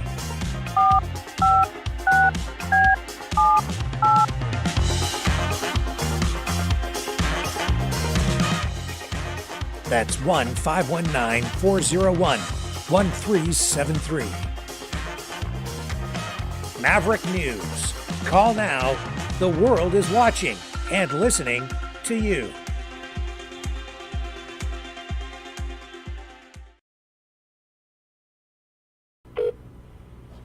The subscriber you are trying to reach is not available. I'm trying to call him back, after but the tone. just calling you back. Give me a phone call back this way, and we can play phone tag. Sorry that the call got dropped there, but yeah, you can call back and we'll finish up our conversation. Well, and you can call too at 1-519-401-1373. What else do we have going on in the news? Oh, hang on, I think we got him. Oh, no, I think this is another regular caller. Hello, sir. How are you tonight? Oh, good evening, Rickster and the Maverick News family worldwide. It's the trader, Rinby John, calling in from Alberta. Hey, John, I've got the other call. You know what? If I hang up on you, I'm going to hang up on him again. He'll have to call back after your call. And you are a trader, sir. You are an Alberta trader. And I'm telling you, I am getting my canoe, as I told you, and I'm working on it. It's my dad's old Sports Pal canoe. It's made of aluminum, and it leaks. So I'm patching that thing up, and I've got my hockey stick, and we're going to have a showdown, you and me, on some body of water. You're going to have to, you choose the lake or the river or the stream, and I'm bringing my canoe. You go arm yourself with a canoe and a hockey stick, and we'll have it out, you and I, you traitorous Albertan. Well, Rick, I'm going to send my private oil jet for you, and we've got some bodies of water. We got Sylvan Lake, Pigeon Lake, Buck Lake. We got swamps too, so that'll be your choice, my friend. Swamp sounds pretty good, because when I knock you out of your canoe, you're going into the goo. Well, I mean, all kidding aside, and I've made my position very clear a number of months ago, and I'm a lifelong Albertan, born and raised. I'm not apologizing. I'm an Albertan first, and a Canadian second. And I think Donald Trump has opened up, good or bad, a big can of worms. And you know, I hate to talk about our competition, but Rebel News, Sheila Gunn-Reid she just nailed it the other day with David Mendez on talking about the Alberta position. And she spoke the words for Albertans. Maybe you guys should have treated us a little better the last 50 years. Has Alberta been pretty stupid? Yeah, we should have been building oil refineries. And when Donald Trump talks about $100 billion deficit that Canada's screwing the states out of, when you take a look at the numbers, Rick, the graphs of the cheap oil and natural gas that's flowed out of Alberta, and that's not Canada's, Rick, that's the sovereign province of Alberta, and 21% of this province is owned privately by guys like me. Into the States, they refine it, and they make big money, big profits on refining and selling the final product. So maybe you guys should have treated us a little better. I don't know. I mean, what do you got to say about that? Just because you have a government and governments come and go, like elected governments, or maybe a few governments in a row that didn't do what you guys wanted, it doesn't mean you throw the baby out with the bathwater. And here in Ontario, we have, a robust auto industry. We have lumber. We have mining. We have a lot of things the U.S. wants as well, but we're putting Canada first. And what good is a provincial status if you don't have a country that protects that, and a constitution, which people seem to think doesn't exist, but here it is, John. The sovereign rights over Alberta's oil and gas come from the document that I'm holding up on camera right now, this Constitution, because it divides powers and ensures and enshrines the territorial rights, the sovereign rights over gas and oil in Alberta. In this document, if Danielle Smith wants to join the US of A, she might find that Albertans no longer have that kind of control over your resources. It might just be that the person selling you out down the river is the very person who is claiming to be protecting those rights. Do you think that Donald Trump is going to give a damn about your provincial sovereignty when it comes time to absorb you into the great state of the US of A and turn you into the 51st state? I think with all due respect, seriously, you've got to back up a little bit. The provinces, whether it's Alberta, Saskatchewan, BC, Manitoba, Ontario, Quebec, The provinces have never given their sovereignty up. The federal government of Canada sits at the pleasure of the provinces. And I mean, this has opened up some hardcore feelings in Alberta that go back probably 50 years. And let's talk about Justin Turd Fancy Socks' alleged dad, Pierre Elliott Trudeau. I mean, he brought Alberta to its knees in the 80s with the implementations from the National Energy Program. And I mean, I'm telling you, that's 30, 40 years ago. You walk in downtown Calgary, Edmonton, don't even bring that up. Okay. Because yeah, and I get that. I get that, that, John. I do. And I agree that was mishandled. I totally disagree with the way Pierre Elliott Trudeau, Justin's father, handled the economy. It was heavy government intervention out there. Those policies resulted, it was a question really at that time of what people viewed as sovereignty over the resources. But I mean, Rick, not to interrupt you, but let's get real here, and we're being real. Alberta has always been extremely generous with our resources to the rest of the country. And I'm going to ask Dragon this question.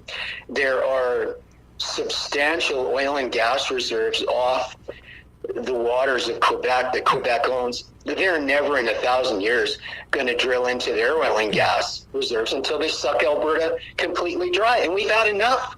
Just look at Rebel News the other day with Sheila Gunn Reid. I didn't see what she said. So I can't comment. You should play it on the show. I'm not going to play a Rebel News clip on the show. People go there and watch it. She nails the Alberta position, and she's very non-biased about it. She just gives John, the facts. Just hang on a second. Who's threatening who here? Like Donald Trump is threatening Canada with a 25% tariff on everything, including oil and gas. So who's the problem? Well, who's the problem? I'm American with my heritage, so. Well, hang on. Who's the problem? I think I respect Doug Ford. I think he's taken who's position. Hang on. Wait a second. Just answer the damn question. Who's blocking the sale in this scenario? Who is blocking the sale of Alberta oil and gas to the United States? Trump. He's the one putting the tariff on the product that's going to make it so expensive Alberta won't be able to sell it to the U.S. And then Danielle Smith runs on down to Mar-a-Lago, hangs out with Kevin Mr. Wonderful O'Leary, who's not an elected person. He's just a business dude trying to line his pockets, and she's down there with him, trying to make a deal, like Monty Hall from Let's Make a Deal, with the king of the deal makers, Mr. Art of the Deal, and they're wheeling and dealing. And who do they really represent? She represents Alberta. He represents himself. And he's trying to put together an economic union with no mandate from the Canadian people at all. So who the hell does he think he is at this point, even injecting himself into this conversation, other than he's just a media personality and billionaire who's trying to suck up to Donald Trump and will give him anything in order to get control of TikTok, because he's one of these rich oligarchs who wants to control the frickin' world and play Elon Musk Canadian style, and he doesn't even live in this damn country anymore. So what the hell does he care about Canadian sovereignty or even Alberta's sovereignty? Nothing. It's Donald Trump who is blocking the sale of Alberta energy to the U.S. with these tariffs. So that's why Danielle Smith is down there. She's saying, don't do it to us. We don't care what you do to the rest of the country. Just don't do it to us. And so he'll screw Alberta over with whatever he wants because he's got them by the short and curlies. And meanwhile, she's going it alone. The rest of the country is now at the mercy of what other tariff, like the tariff on everything else. And she never got what she wanted anyway. So how is it wrong? Why has it suddenly somehow been flipped upside down? And I saw what Rebel News was doing, which I think is bizarre, actually. I didn't see her thing, but I saw that they have this thing up, John, where it's like sign the petition and donate money, I think, to oppose Trudeau's trade war on Donald Trump and the USA. It was something to that effect. And I'm like, what the F are you talking about? Well, let's be brutally honest here. This is brutally honest. Alberta 50 years ago has been very foolish with their I'm talking about right. This is right now. This is just reality right now. I'm talking. Reality is 50 years ago, Alberta should have been building with the help of the federal government, the rest of this country, Canada. We should have been building our own refineries and selling a finished product worldwide, and yet we've dumped it into the U.S. and they're refining it and selling the product finished worldwide and making 4 or 5 times the profit on it. And that was, and actually, it was Justin, and it was actually Pierre Elliott Trudeau and the National Energy Program that put that objective out there. All right. And do you know what the history is on that? Like, do you really understand the history behind the NEP and why it failed? I was a teenager, but I mean, I know the history. This country, we would have had billions and trillions of extra dollars that would have stayed in Canada to share from Alberta if we had done refineries. Let me put this to you, John. Why weren't the pipelines built? Well, there's a whole, you've got Indigenous, you've got our environmental. I mean, like you pointed out on our conversations privately, and I admit that to you. And who backs who backs those environmental groups up?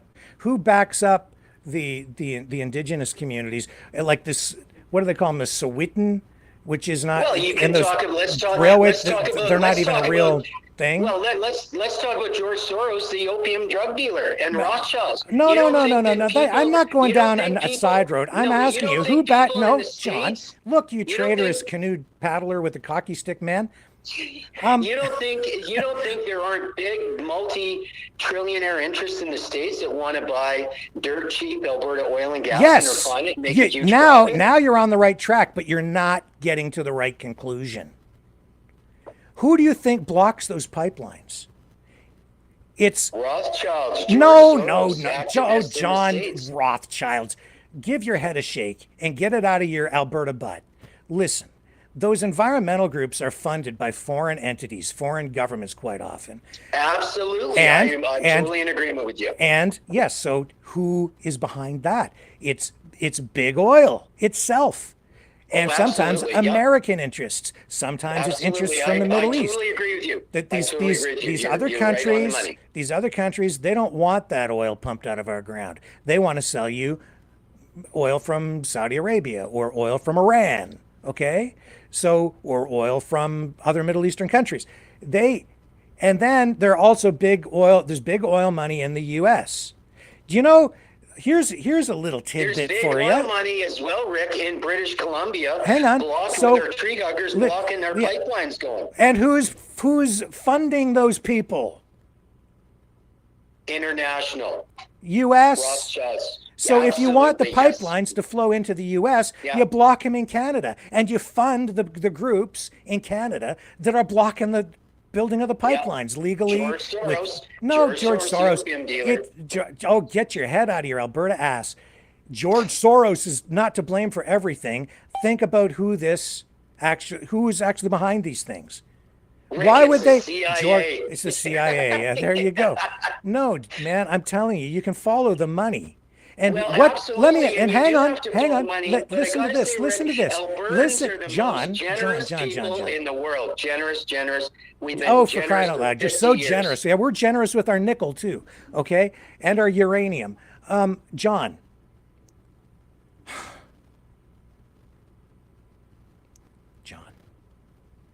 There'd be no Canada without Ontario and Alberta. You know Kevin O'Leary is a businessman. What do you think he's got any money in pipelines? Oh, absolutely. He's in this for his own personal net worth gain. Right. They don't call him Mr. Wonderful. That's he's Mr. Right. If you look at his track record, so the guys he sold his company to, they were bankrupt within 2 days after he sold them the company. So get grounded, get real, and start following the money. Kevin O'Leary has money in the Dakota Pass pipeline. He has money in all kinds of places, and in big oil. He has money in big oil. He also wants to buy TikTok, so he's sucking up to Trump. He'll give him anything he needs to get that, because that's a crown jewel. And because TikTok is on the chopping block and maybe the auction block within days, it goes maybe dark tomorrow. Trump says they might give him enough. Hang on, I'm not done. I am not done. His data center. Don't I am not. Yes, his data center in Alberta. That's right. So he's sucking up to he's sucking up to Danielle Smith. Danielle Smith gave him the permits, which probably never going to happen. There's big money flowing, and this is what it's about with Kevin O'Leary and Danielle Smith. So be very, very careful about who you think is protecting your sovereignty. All right? You better really start to get your head out of your butts, Albertans, and start looking at this. Would it be such a bad thing to trade in, Canadians trade in their Trudeau pesos for Benjamin Franklin US It's not a Trudeau bill? peso. Pretty soon it'll be a Polyev peso, and it could be a Maxime Bernier peso. And yeah, you know what? I think so, John, because Canada's worth saving. And I'm going to stick up for my damn country, and I want Alberta to be part of it because we love you guys, and we're stronger together. And Alberta is unique in itself, and Alberta has a very strong Canadian culture within it. You better treat us much better than we've been treated the last 50 years. Don't blame it on me, man. I want to build the pipelines east and west. And this is the bullshit spewed from Quebec. They're a unique society. Hold it, Rick. Ontario has a unique society.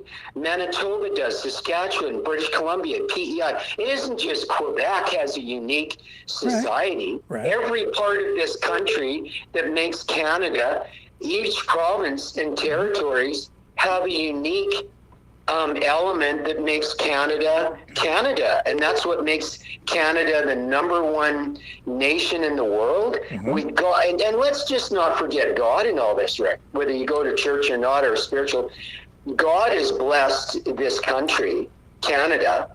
I mean, forget about God bless the United States of America. God bless Canada. We are so fortunate to combine with all our provinces and territories. The wealth and resources that God's provided us is second to none in the world. Yeah, I know. And people are talking like, I watched a clip from Joe Rogan, and it sounded like pure propaganda to me, because he was like, they don't have any freedom up there. They can't say anything they want to say. They can't criticize the government. And I'm listening to this clip on, it's an older clip, but I don't know how recent it is, but it wasn't from today. And I'm like, this guy doesn't even know what he's talking about. He doesn't know what Canada's about. And Lori, who's been on this, who was on this show, she also craps all over Canada, and she's been on there, saying stuff that's just not true about the country. They don't know, they don't understand, and then I even see freedom fighters who say they're saving Canada on the one hand, and then they turn around and now they're flying patriot Canadians, and they're flying U.S. flags out in front of their houses. Or someone who used to be on this program, again, who shall remain nameless, the other day saying, we've just been lied to all the time, and we need the right laws, and we need the freedom that they have in the United States. You think that they didn't lock people down in the States? You think that they don't have similar kinds of problems down there, and even worse? They have worse problems in the States than we have up here. They have much worse social problems. You want to be part of that? No, thank you. We've got enough problems in Canada, but they're not nearly as bad as what they have in the States. And it's way more violent down there. I don't know, Rick. There's a lot of talk in Alberta. Look, Trump has opened a big can of worms. He has. On purpose or whatever.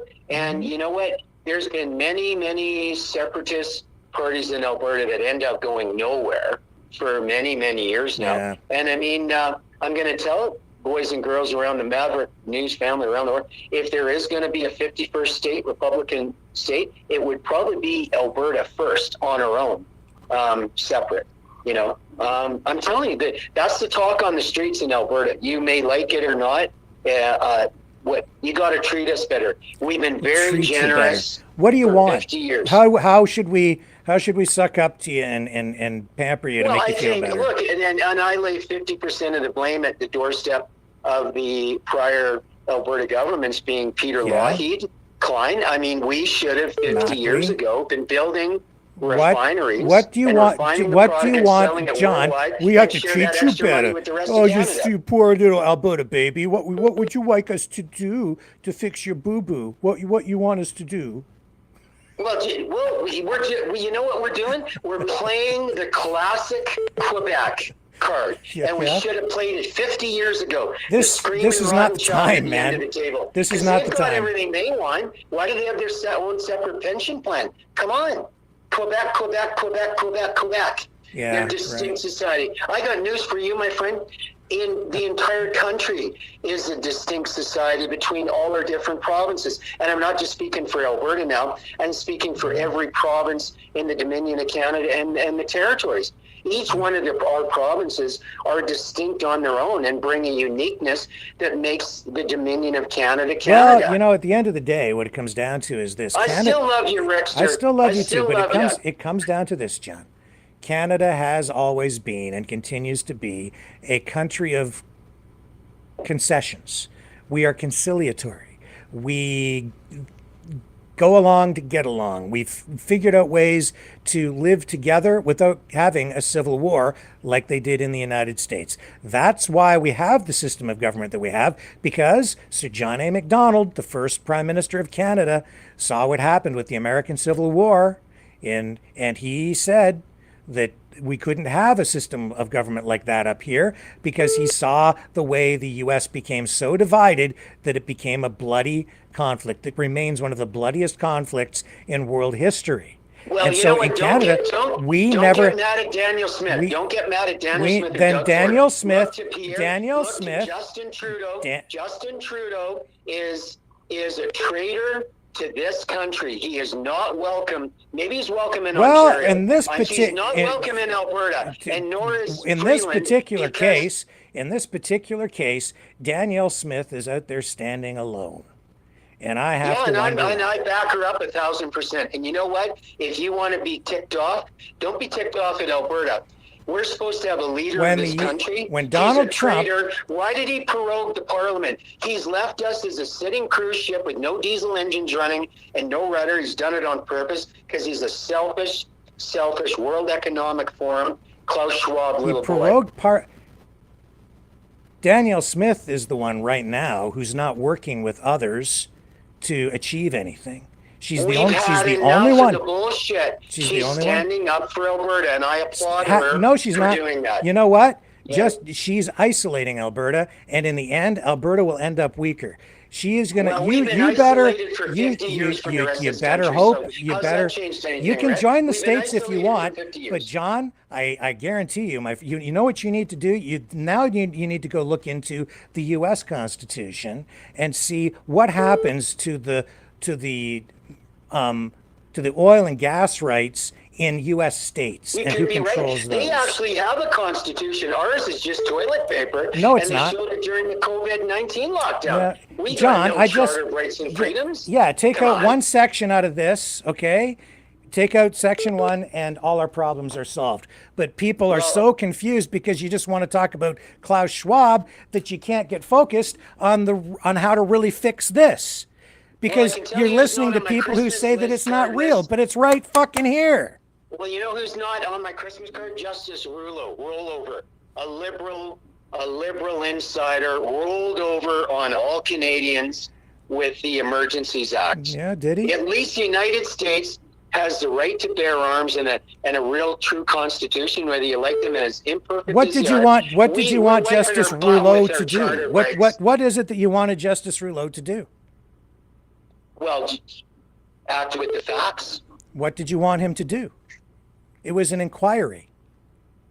With limited powers. With no powers. With no powers. Not really. It's an inquiry. It's not. It wasn't a criminal court. And in his decision, he said he came to a conclusion, but he also said in his conclusion that you could easily come to the other conclusion. So it was not a cut and dried, evaluation in the end, not even so much a decision in that case. That inquiry was the equivalent of an inquest into an industrial accident. That was the purpose of that.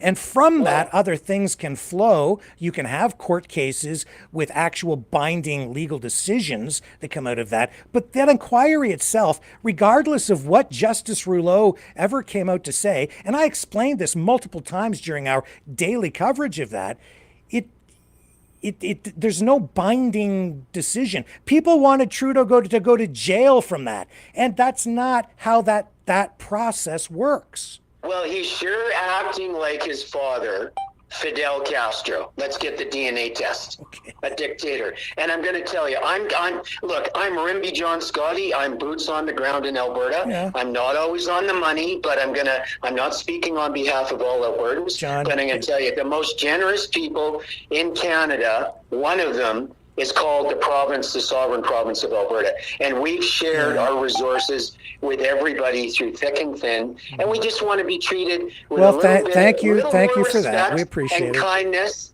And Quebec has got it. We're just doing the playbook from Quebec. And Ontario too. Ontario, we have transfer payments that go to other provinces that are less well off, and to the Northwest Territories, to communities where people don't have the tax base, so that so explain this one to me, Rick, and we talked privately about this. Quebec wants to separate. How can a separatist party, the Bloc, sit in Parliament, and what their sole purpose is for Quebec to separate from the Dominion of Canada? So why can't Alberta play the same card? Sounds like the pot calling the kettle black now. Absolutely. So openly bye. Admitted. See ya. Go ahead. I still love you. Adios.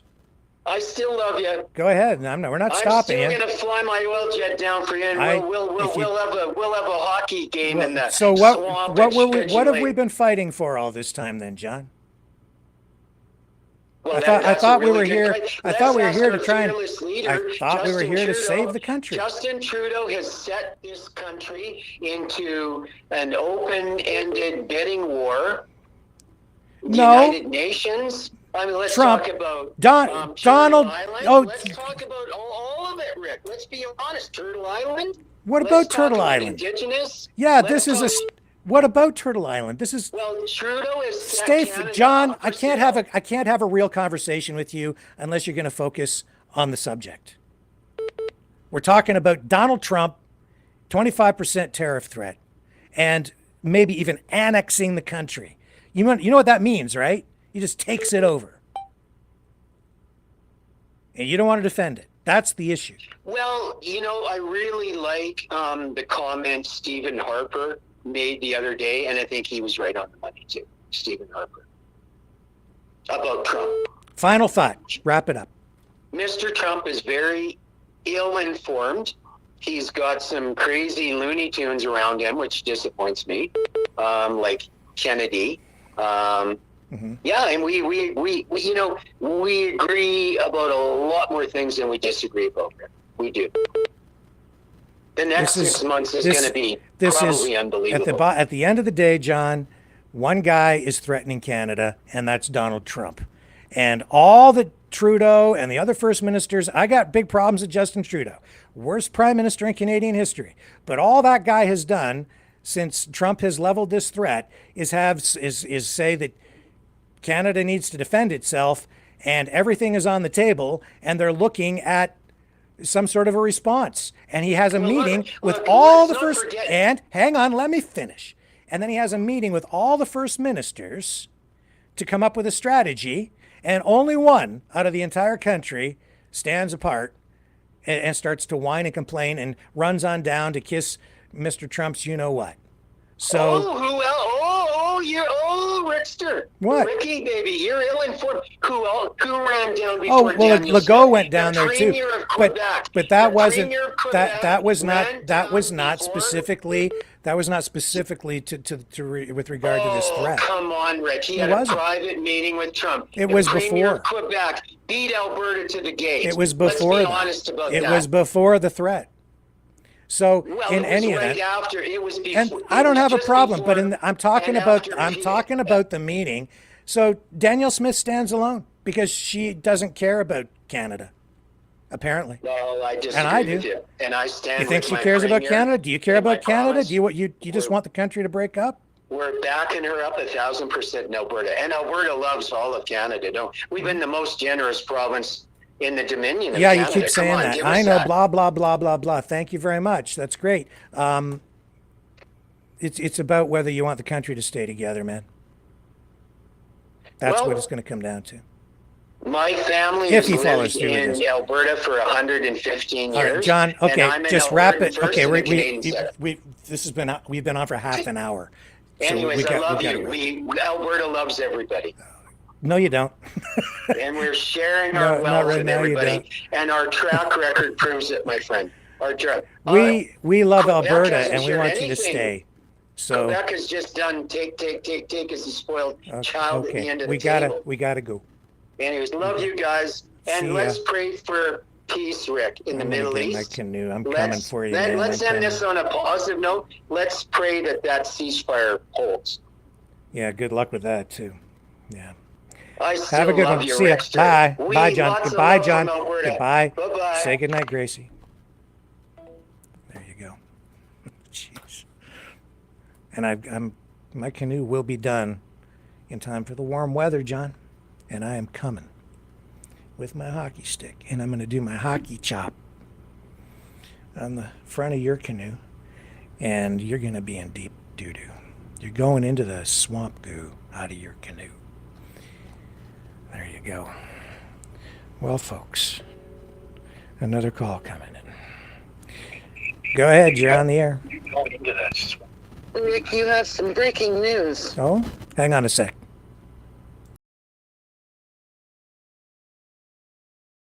Okay. Be right back, folks. Stay with me.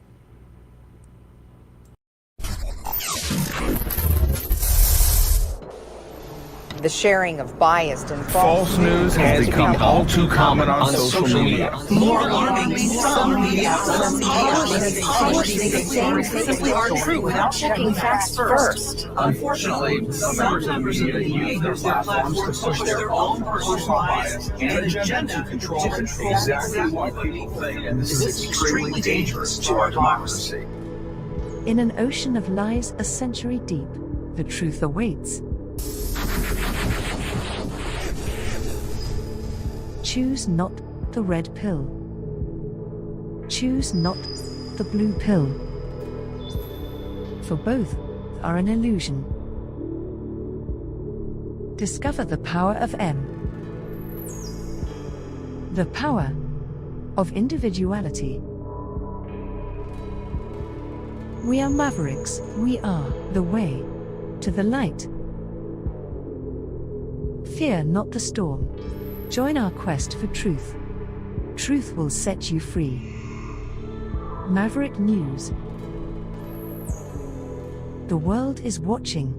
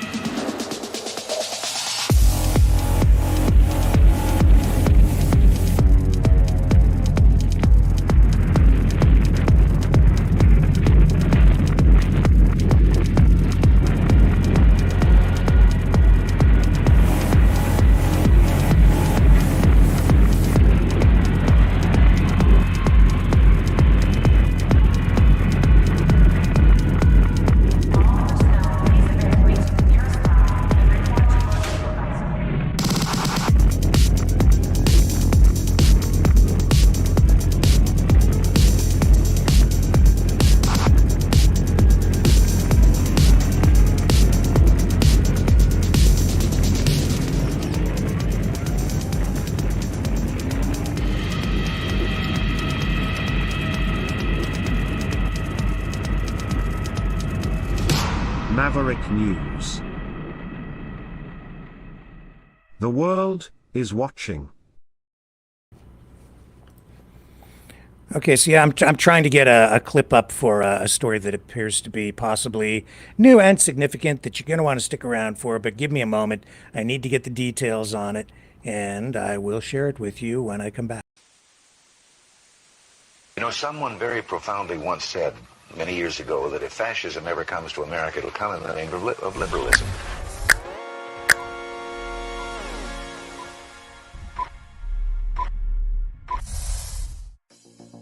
Well, I think it's time we ask ourselves if we still know the freedoms that were intended for us by the Founding Fathers. If we lose freedom here, there's no place to escape to. This is the last stand on Earth. The entire world is watching. Every dictator, every crazy dictator in the world is watching.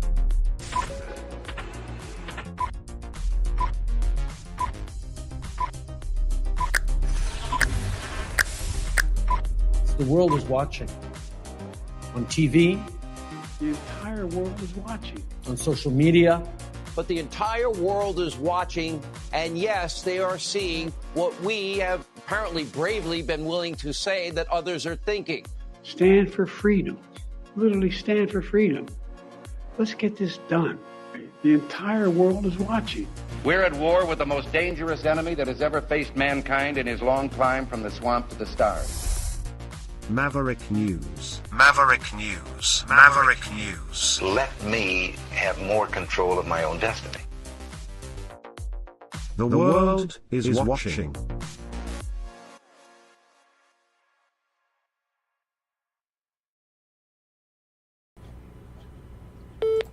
Okay, so we're back, and yes, the Justice Center for Constitutional Freedoms in Canada has just issued, or just come online to post this, saying that the federal court today granted the JCCF's motion for an expedited hearing into the legal challenge to Prime Minister Trudeau's decision to prorogue Parliament. And JCCF lawyer James Manson explains in this clip. Let me bring this up for you. He just posted this. This is fresh. This is breaking news tonight. And we have it for you here. Here's James Manson. Good evening, everyone. James Manson here, constitutional lawyer. I'm just coming online to give everybody a quick update about the case that we filed in the federal court.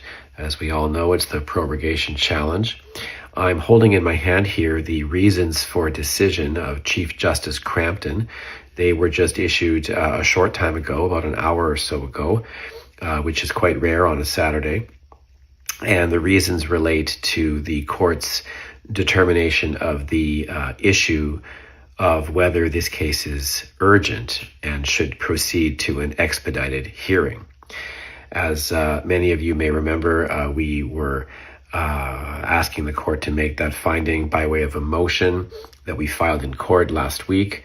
The Crown's lawyers got their response into the court on Thursday of last week, and here we are 2 days later with a decision, which is very, very fast, and I compliment and I'm very grateful to the court for their urgency in coming to this conclusion in this reason. So ultimately, I'm pleased to report that the court did find that the case is urgent, and it did set an expedited timetable, which means that we will be hearing this matter on February 13th and 14th of next month. So we will be in court in less than a month to determine whether or not the Prime Minister's prorogation of Parliament was lawful or not. And so there's a timetable in the decision here that sets out the various steps that have to be taken for each party to, submit its affidavits and legal briefs and things like that. So I just wanted to maybe read a few paragraphs for those of you who are interested. In my view, they are encouraging. Number one, one of the issues that we were talking about in the motion was whether or not this proceeding is truly urgent, whether or not there's going to be any practical benefit to the case if things drag on until past March 24th, which is the day that Parliament is supposed to be resuming. One of the things that the court said here, I'm reading at paragraph 56, I'll quote you. This is what Justice Crampton said, Chief Justice Crampton said. He said, if the underlying application is not scheduled to be heard on an expedited basis, there will be no opportunity for Canada's elected representatives to debate this serious threat and take any action that they may consider appropriate for over 2 months following President-elect Trump's assumption of office. Next paragraph. The fact that the executive branch of government will continue to function during the period that Parliament is prorogued is beside the point. That's what the Chief Justice has just said. The fact remains that there would be no opportunity for Parliament to carry out its constitutional functions, including by availing itself of legislative tools at its disposal for a significant period during which Canada will likely face a grave challenge. So all of that went to our point that we made to say that, hey, there's a grave threat right now. President-elect Trump is about to take office, and he's threatened to impose a massive tariff on all of our exports. Parliament needs to be in session, was what we were saying. And it seems to me that the court here in these paragraphs was sympathetic to those concerns. There are other interesting passages here. Again, another passage where Chief Justice Crampton says, if Parliament were able to resume its functions for even one of the weeks that it's supposed to be sitting in late February or March, that would provide a meaningful opportunity for it to debate the threatened 25% tariff, pose questions to ministers, and otherwise fulfill its constitutional role. So again, it seems to me that the court is signaling, or at least it understands our argument, which is to say that Parliament needs to be in session so it can at least have some potential impact on the current economic situation. So paragraph 65 is particularly, encouraging for our side. It says, it bears emphasizing that the present circumstances are exceptional and compelling. Enough said. So the decision goes on to talk about other aspects of the motion for urgency, and I won't bore everybody with all the details. I'm sure that we'll be putting the decision online at some point so people can read it for themselves. But anyway, all things considered, I think the decision was naturally encouraging for our side.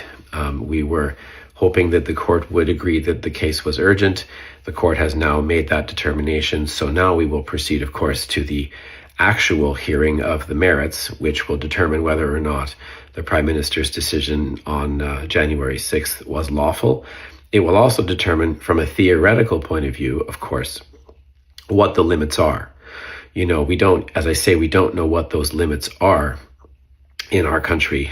And that's important, I think, for all Canadians and for future prime ministers to understand what are the limits and the scope of their power to prorogue Parliament. When can they do it? When can they not do it? What do they have to demonstrate? What's the reasons? Can it just be for any reason, or does it have to be something more concrete? Anyway, those questions will be left for a different day. Actually, they'll be left for February 13th and 14th. So we'll obviously provide you some further updates.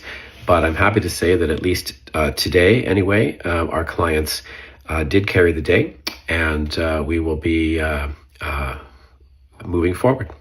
So thanks to everybody for keeping in touch, and certainly stay tuned for further updates. Thanks. Okay, so that is big news, and now it goes to the next step. You're actually going to get a hearing, and that's the way you deal with things, because this is real, and that's the Justice Center for Constitutional Freedoms, and those guys are using the Constitution and Canadian law to fight in court to get a proper outcome, and they're actual lawyers. That's why they're getting results. That's the way you do it. And we'll see what happens. It doesn't guarantee an outcome, but now they've at least been able to secure a hearing date. And so now we can proceed with that. And we have Will on the line right now. And sir, go ahead. What's on your mind tonight? Are you still there? Hello. There you go. Hello, how are you doing? Excellent, sir. Thanks for calling back in tonight. It's me. All right, yeah, it's me. Yeah, okay. So, the constitutional right to deny other peoples or other countries to come in is very, very important. Now, the thing is, Alberta, I would say to you, and I submit to you, Alberta, because of the mistakes of people like Stephen Harper, never mind Trudeau, he's totally gone, okay? And the Green Party, these people have not allowed, through certain parties, corporate advertising parties, not to allow Canada to export refined. I'm saying refined in the past tense with an ED at the end. Mm-hmm. And cut off jobs for Alberta.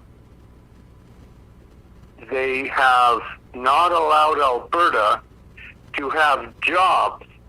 They kept on sending out this gook, G-O-O-G, gook, to allow them to refine it and give Americans jobs. This is wrong, absolutely wrong. And I am absolutely against this kind of thing. Do you understand? Do you want to explain to people how they did that? Well, they allowed Americans to get all these jobs. How? Right. So they would allow Americans to continue to refine the oil. Refine my heart. And they would give the oil to this stuff, this gook, to Americans, so they can continue. Yeah, but why? To refine the oil. Why are we giving jobs away? That's what I was asking Harper. I was always on the phone with members of Parliament from Ottawa and Montreal and Toronto. Why are you giving our jobs away down to Sharing, Indiana, or Sharing, Illinois, and down to these places? And the guy from Alberta that called earlier, I stick up for him that way. Why have we been giving our jobs away to Americans? By giving this black gook. It's useless. It's only good for tarring roads. This is what my question is. Can anybody call in and say, are you going to be a patriotic Canadian and stick up and be a cowboy? Be a cowboy. Be a guy wearing a white cowboy hat and be a Calgarian, like an Albertan guy, and say, look, we want this black gook to turn into real stuff. Yeah. Like gas oil that would go to America that would be already refined. I explained a lot of I did. Yeah, well, I did explain. That is why President Trump is challenging us, because he knows he's got a weakness. And you know what that weakness is? It's because part of our country is allowing this black stuff to come out for it's way undervalued. It's like 30% of the value of real oil, real barrels of oil. And there's so many other things. It would take me an hour to tell you about the things that come over from the border that are so much more cheap. And that is, I want to ask what you think about this, Rick. I explained what the problem was with the old National Energy Program last night in fair detail, and I explained why the pipelines were not built across Canada when that's really what we need, and why the pipelines flow, down through the U.S. and then back up into Ontario. And we do have a refinery in Sarnia, just an hour from here. A lot of fuel is refined right there here in Ontario. We've got an oil refinery, and they should be building refineries right out there in Alberta, and we should be building pipelines across Canada. But I already gave you my take on that earlier in the program. Why that hasn't been done? It's because of efforts to block in the courts and through protest the construction of pipelines, through environmental groups, political action groups, political activists, First Nations that want money or they just don't want the pipelines flowing through their communities for safety and environmental reasons. So there are all these issues that Canada has to grapple with, and on top of that, you also have a Liberal government that has been honestly anti-oil because they've been on the climate change crusade. And they're not the only ones. You've got the Greens, you've got the NDP. They've been on the anti-oil bandwagon, less so the Conservatives. And those are the stumbling blocks. So people got fed up. And also there was, the whole issue of price suppression, artificially suppressed prices for oil in order to achieve particular kind of political and social goals and economic goals by the federal government. As a result, they stifled investment. And a lot of people, even from Alberta, didn't want U.S. investment in Alberta energy. And as a result, you ended up with policies, both provincially sometimes, but mostly federally, that resulted in stifled investment. And so you don't have a fully formed oil industry out there for all of these different kinds of reasons. And you have pipelines that now flow down through the United States instead of across Canada. And that's... Premier Wall has no incentive whatsoever. I saw a picture of one of the American magazines with him holding up a huge barrel, a huge pipe. And it said, here it is, it's gook. Like, here it is, this is our oil. Mm-hmm. And this was way back in the late 90s or early 2000s. Yeah, I mean, and this was he just held it up and said, here it is. It's nothing. Like, it's worth 25% of what real world oil is. See, that's the thing that maybe John out in Alberta, you should maybe, think about too and comment on later, is like, the tar sands out in Alberta, that requires a special process. And back in the 70s and 80s, they needed investment in order to develop the technology to actually extract the oil from the tar sands. And because of the federal government policies, they didn't really attract. It was difficult to attract investment into that. Very risky. Some companies lost a lot of money trying to develop the tar sands.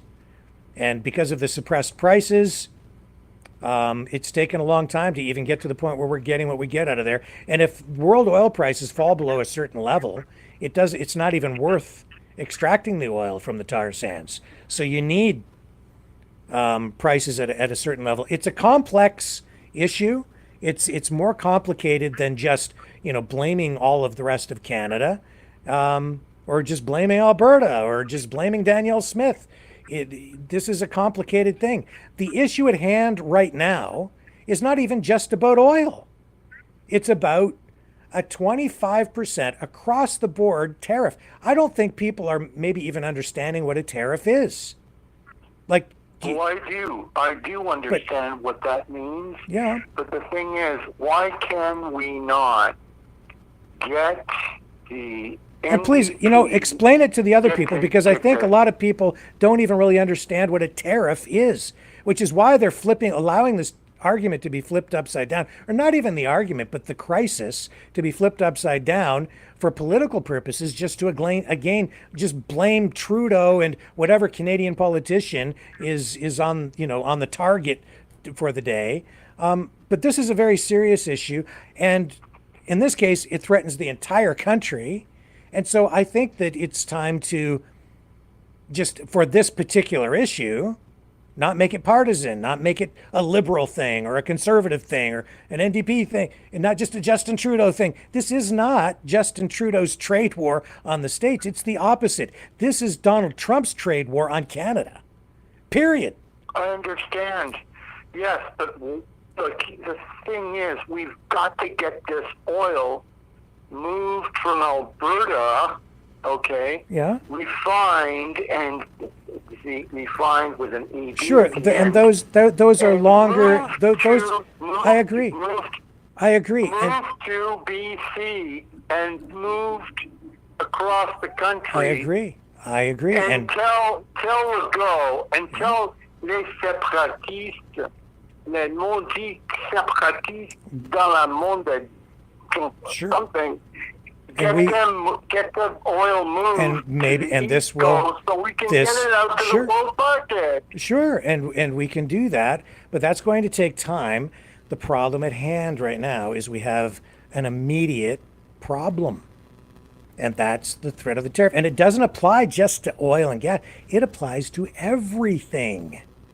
Everything. I understand that's where we're standing here in the province of Ontario, where our cars are going to be, like dead, and our tool makers and everything, like plastic manufacturers, everything, seed oil manufacturers, all mining, lumber, whatever. everything that we have here will become too expensive to export to the United States. They just will stop buying from us.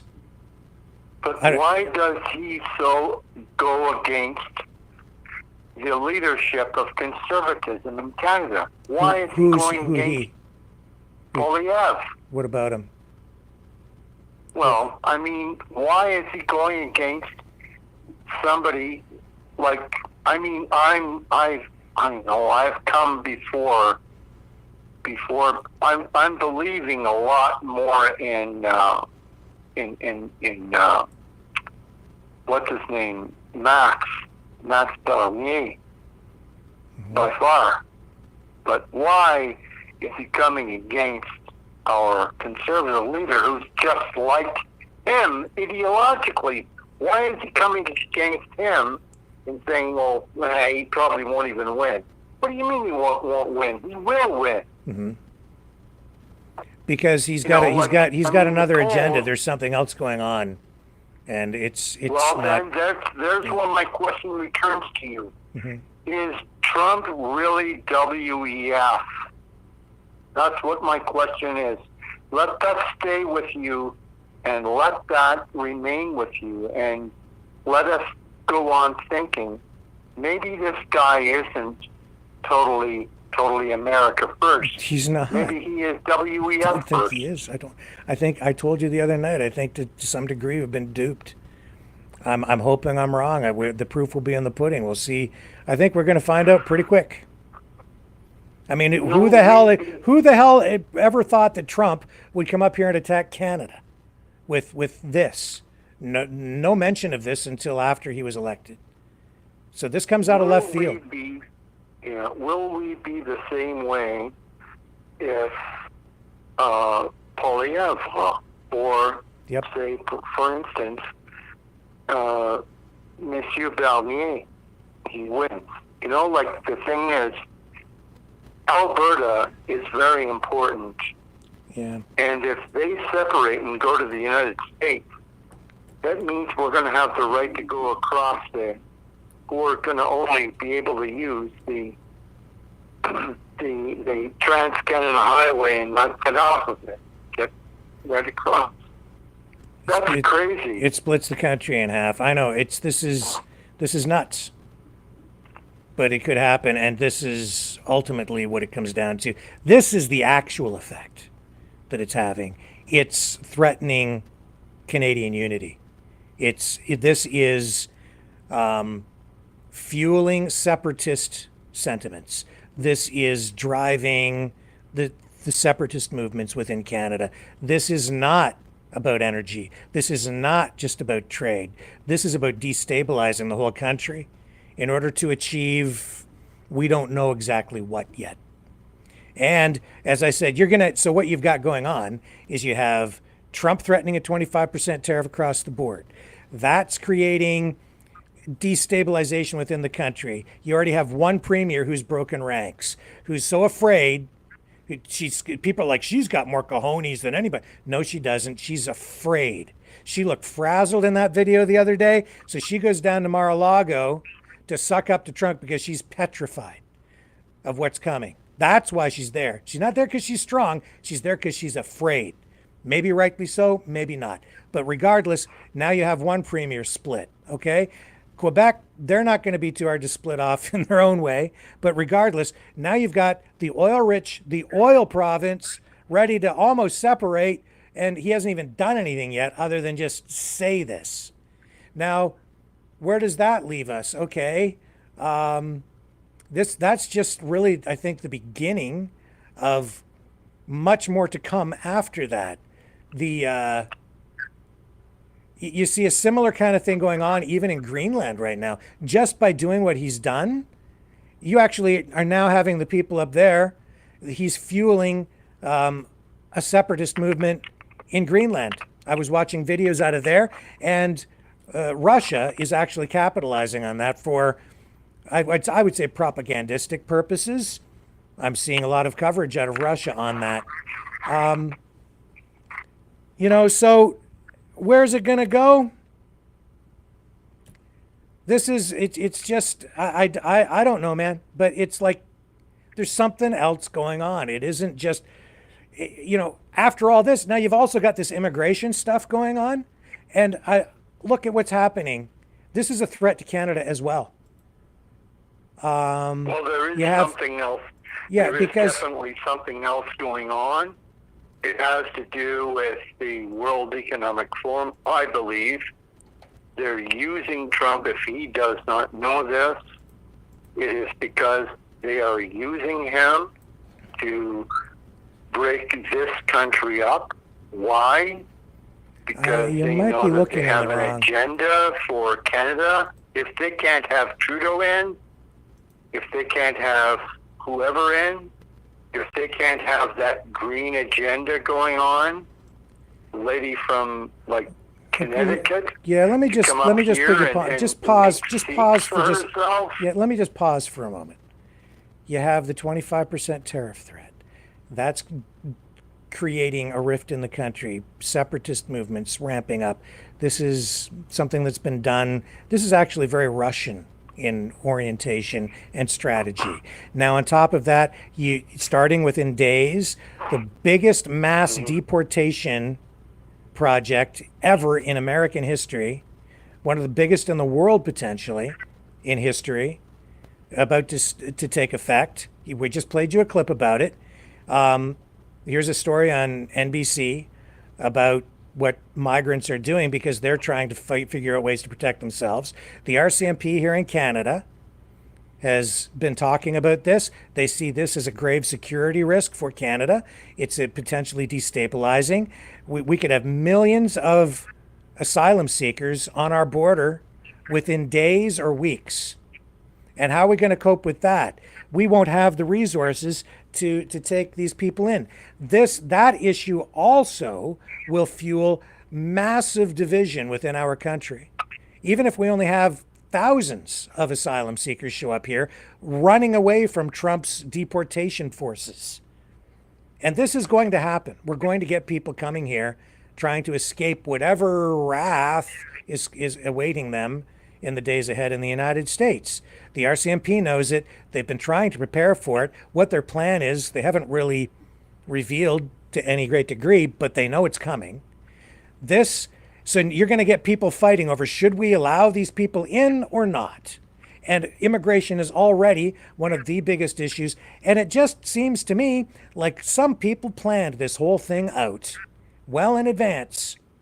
And this isn't, I mean, I don't know, WEF, Russia, Iran, China, the axis of resistance, deals being made behind closed doors with oligarchs, multi-billionaires, carving up the world, reshaping everything, a new geopolitical reality, a new multipolar geopolitical reality with massive migration happening already. And now this from Trump, this he's going to push those migrants right up here to Canada. And all these pro-MAGA people who are like, we want all the immigrants deported, they're coming here.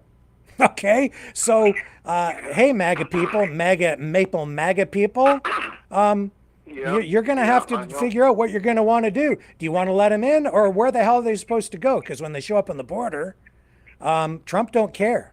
He just wants them gone, I guess. And that seems to be where we're headed.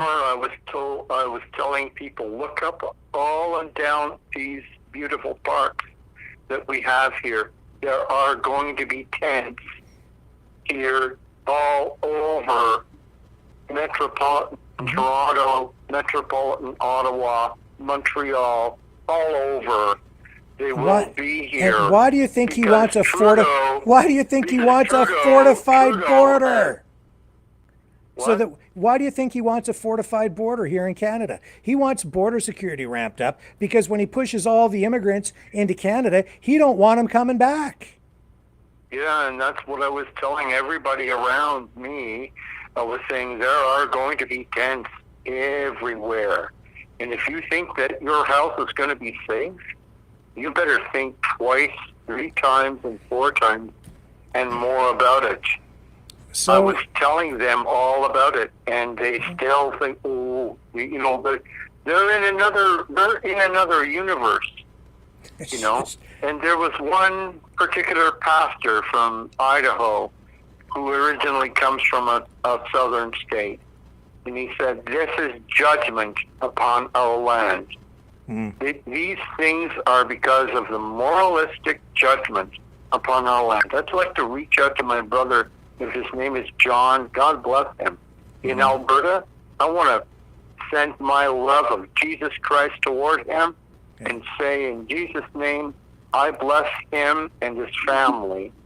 And in Jesus' name, and that, you know, this is coming to, this is coming to the full signs of what's coming to be in this world. Now, the thing is about Trudeau, he held over a 6 months, like basically it's a whole 6 months.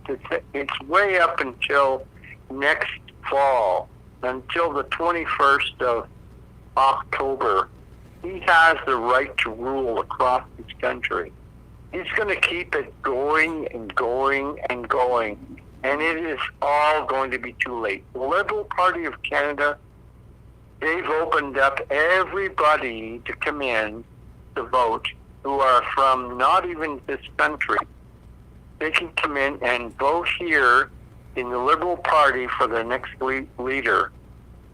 They can be from anywhere. They can just be somebody who has already arrived, and they can be directed to vote for the next leader of the Liberal Party.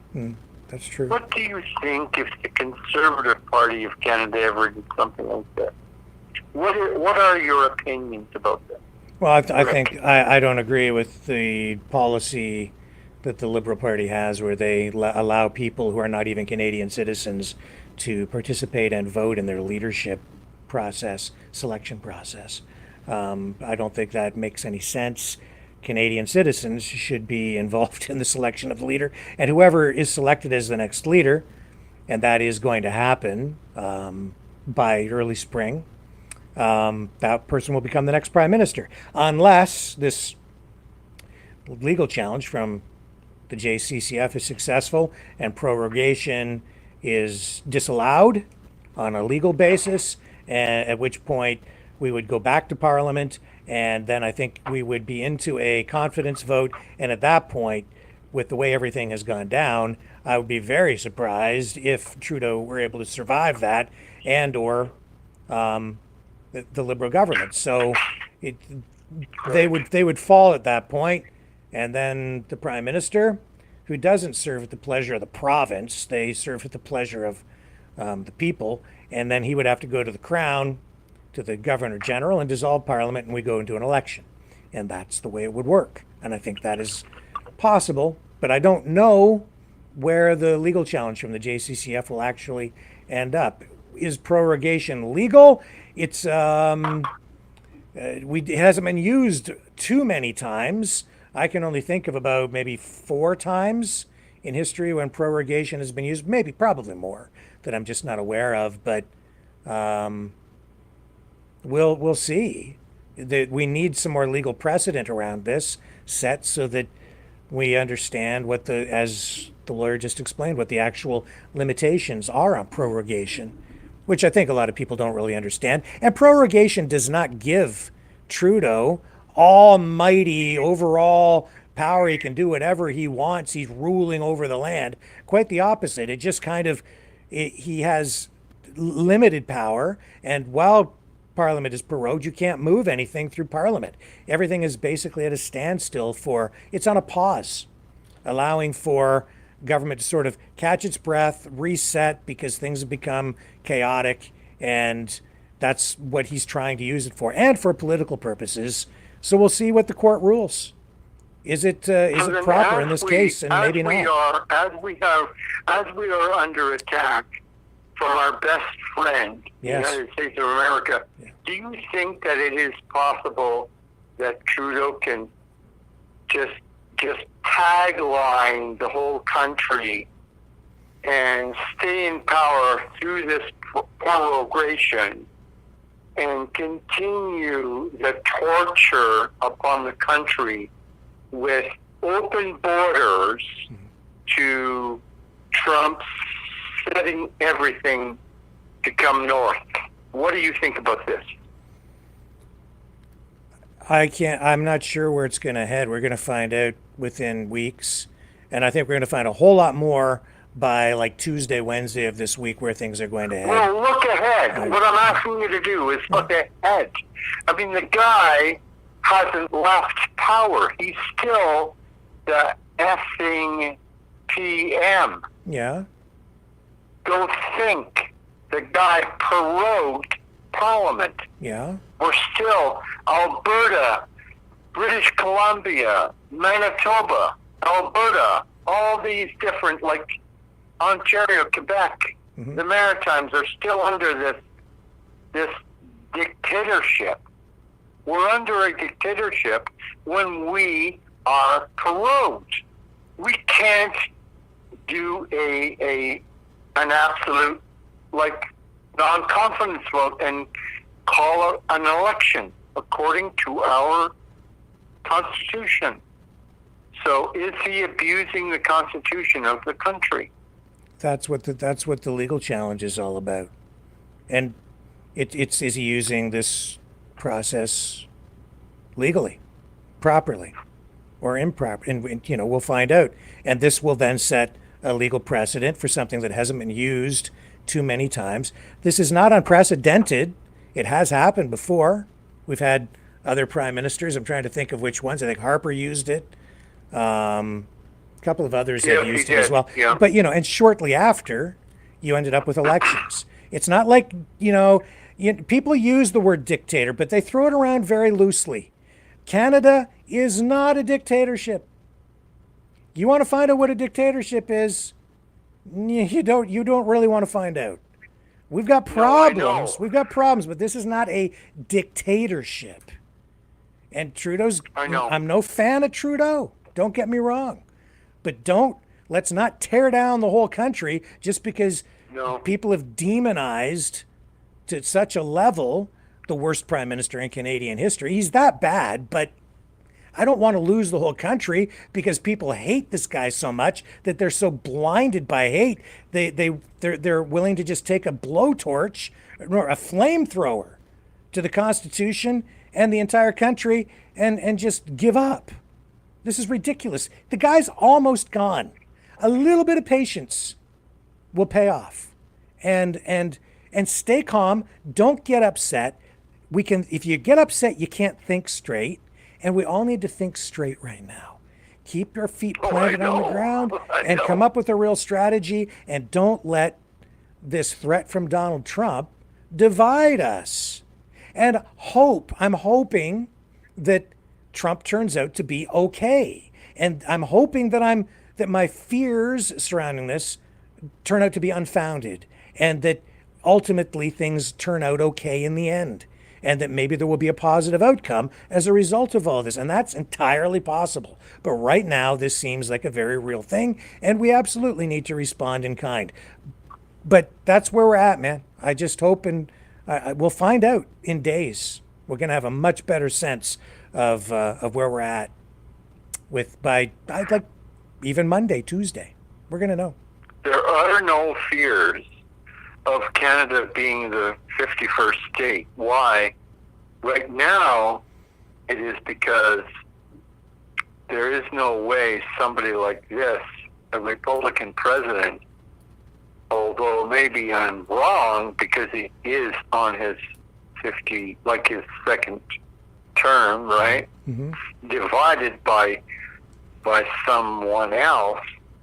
So I'm saying maybe there is no way that Canada could be a 51st state, because look at this whole situation.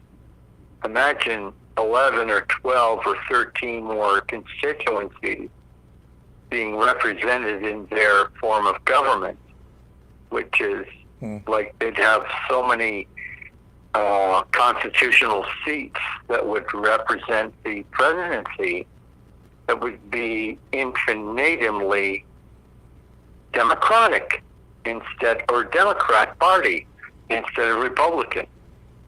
So can you see an American from Texas, if he is Texas is only what? It's only 53% right now at this particular time. Mm-hmm. They're losing a lot of ground down there in Republican circles. Can you imagine a Republican Canada? I can't, unless it's Alberta and large parts of Ontario. What do you think about any future of Canada actually being a 51st state? I don't think this could be tenable. What do you think? Yeah, I don't Rick? I don't think Canada will become a 51st state, but I think the country is in danger of breaking up and portions of it joining the U.S. In particular, maybe Alberta and BC. We'll see. Alberta, most vulnerable to this temptation. And, there are a lot of issues surrounding that. And people talk about the legality of it and the legal process involved in all that. I don't think that matters. If Trump pursues something like this, a lot of those legalities just go straight out the window, because it becomes like annexation, and then they just make it happen. Because people, as much as I do hold this Constitution, and say it's a real thing, it is a real thing, but it's only a real thing because people believe in it and support it. That's the case with every nation state, every government. Any government only exists because people believe in it, trust in it, support it. But if you undermine that trust and public support, then the nation state can cease to exist. That is the nature of sovereignty. I can see possibly that 50 plus maybe 5%, 56% of conservatives in the United States would say, no, we don't want to take Canada over. That's the other aspect. Maybe even more than that of Democrats wanting to take Canada over. That's the whole thing too. Like, we don't even know if the people of the U.S. want this. I would say to my dear brother John, like, in love and in the name of Jesus Christ, I'm saying to him, I'm saying, like, you, brother, you don't want to become part of the United States. Why? Because the United States, if they ever go Democrat, you're going to be a sorry person, because you're your resources are going to be owned by China and by the WEF, you're not going to have sovereignty at all. There's something going on with Trump. You're going to be under a Democrat regime. The resources of Alberta will not be protected anymore if you join the U.S. That's right. No, they will not be. So.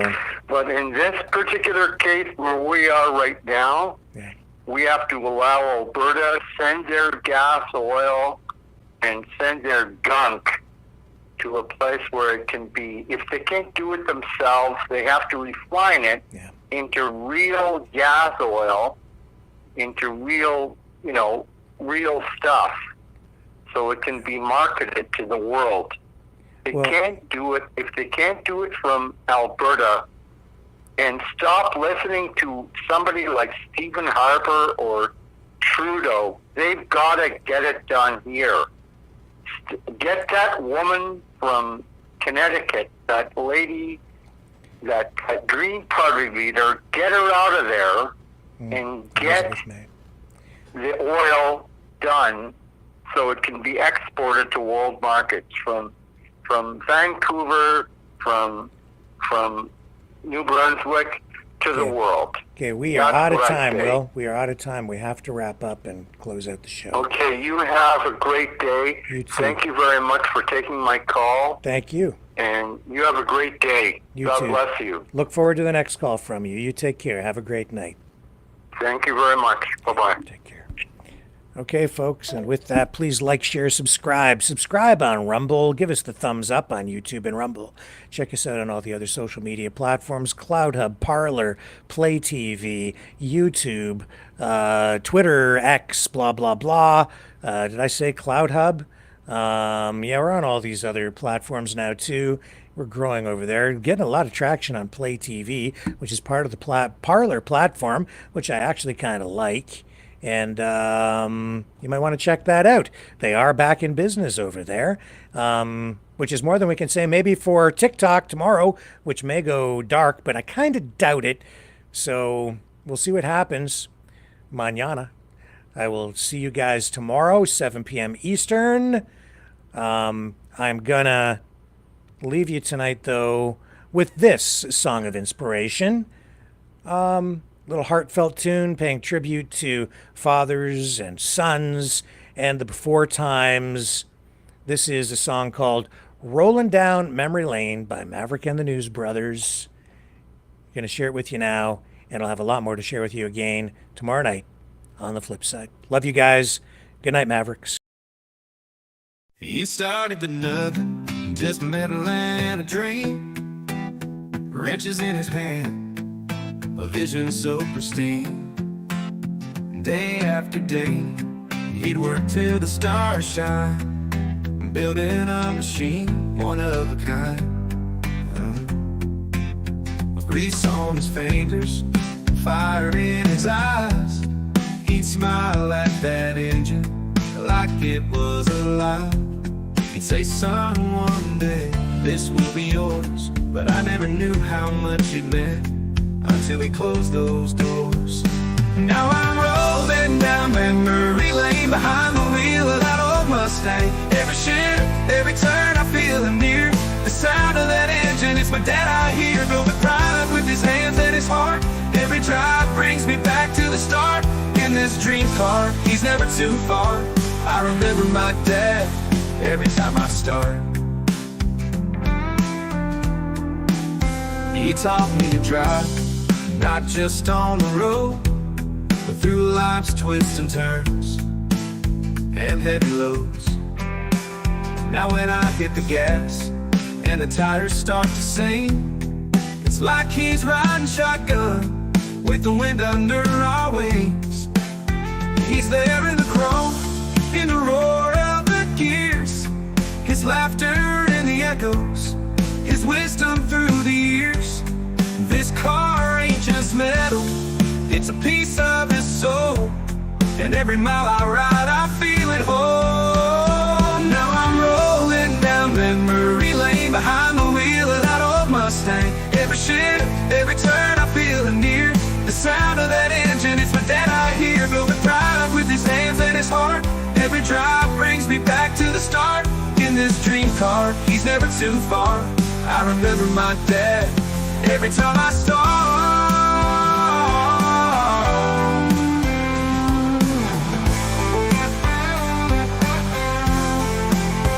Through the rain and the rust, it still shines so bright, like the love he put into every late night. And though he's gone, I know he's still here. In every curve of this car, I see him clear. Now I'm rolling down memory lane behind the wheel of that old Mustang. Every shift, every turn, I feel the near. The sound of that engine, it's my dad I hear, building pride with his hands and his heart. Every drive brings me back to the start. In this dream car, he's never too far. I remember my dad every time I start. Yeah, I remember my dad every time I start.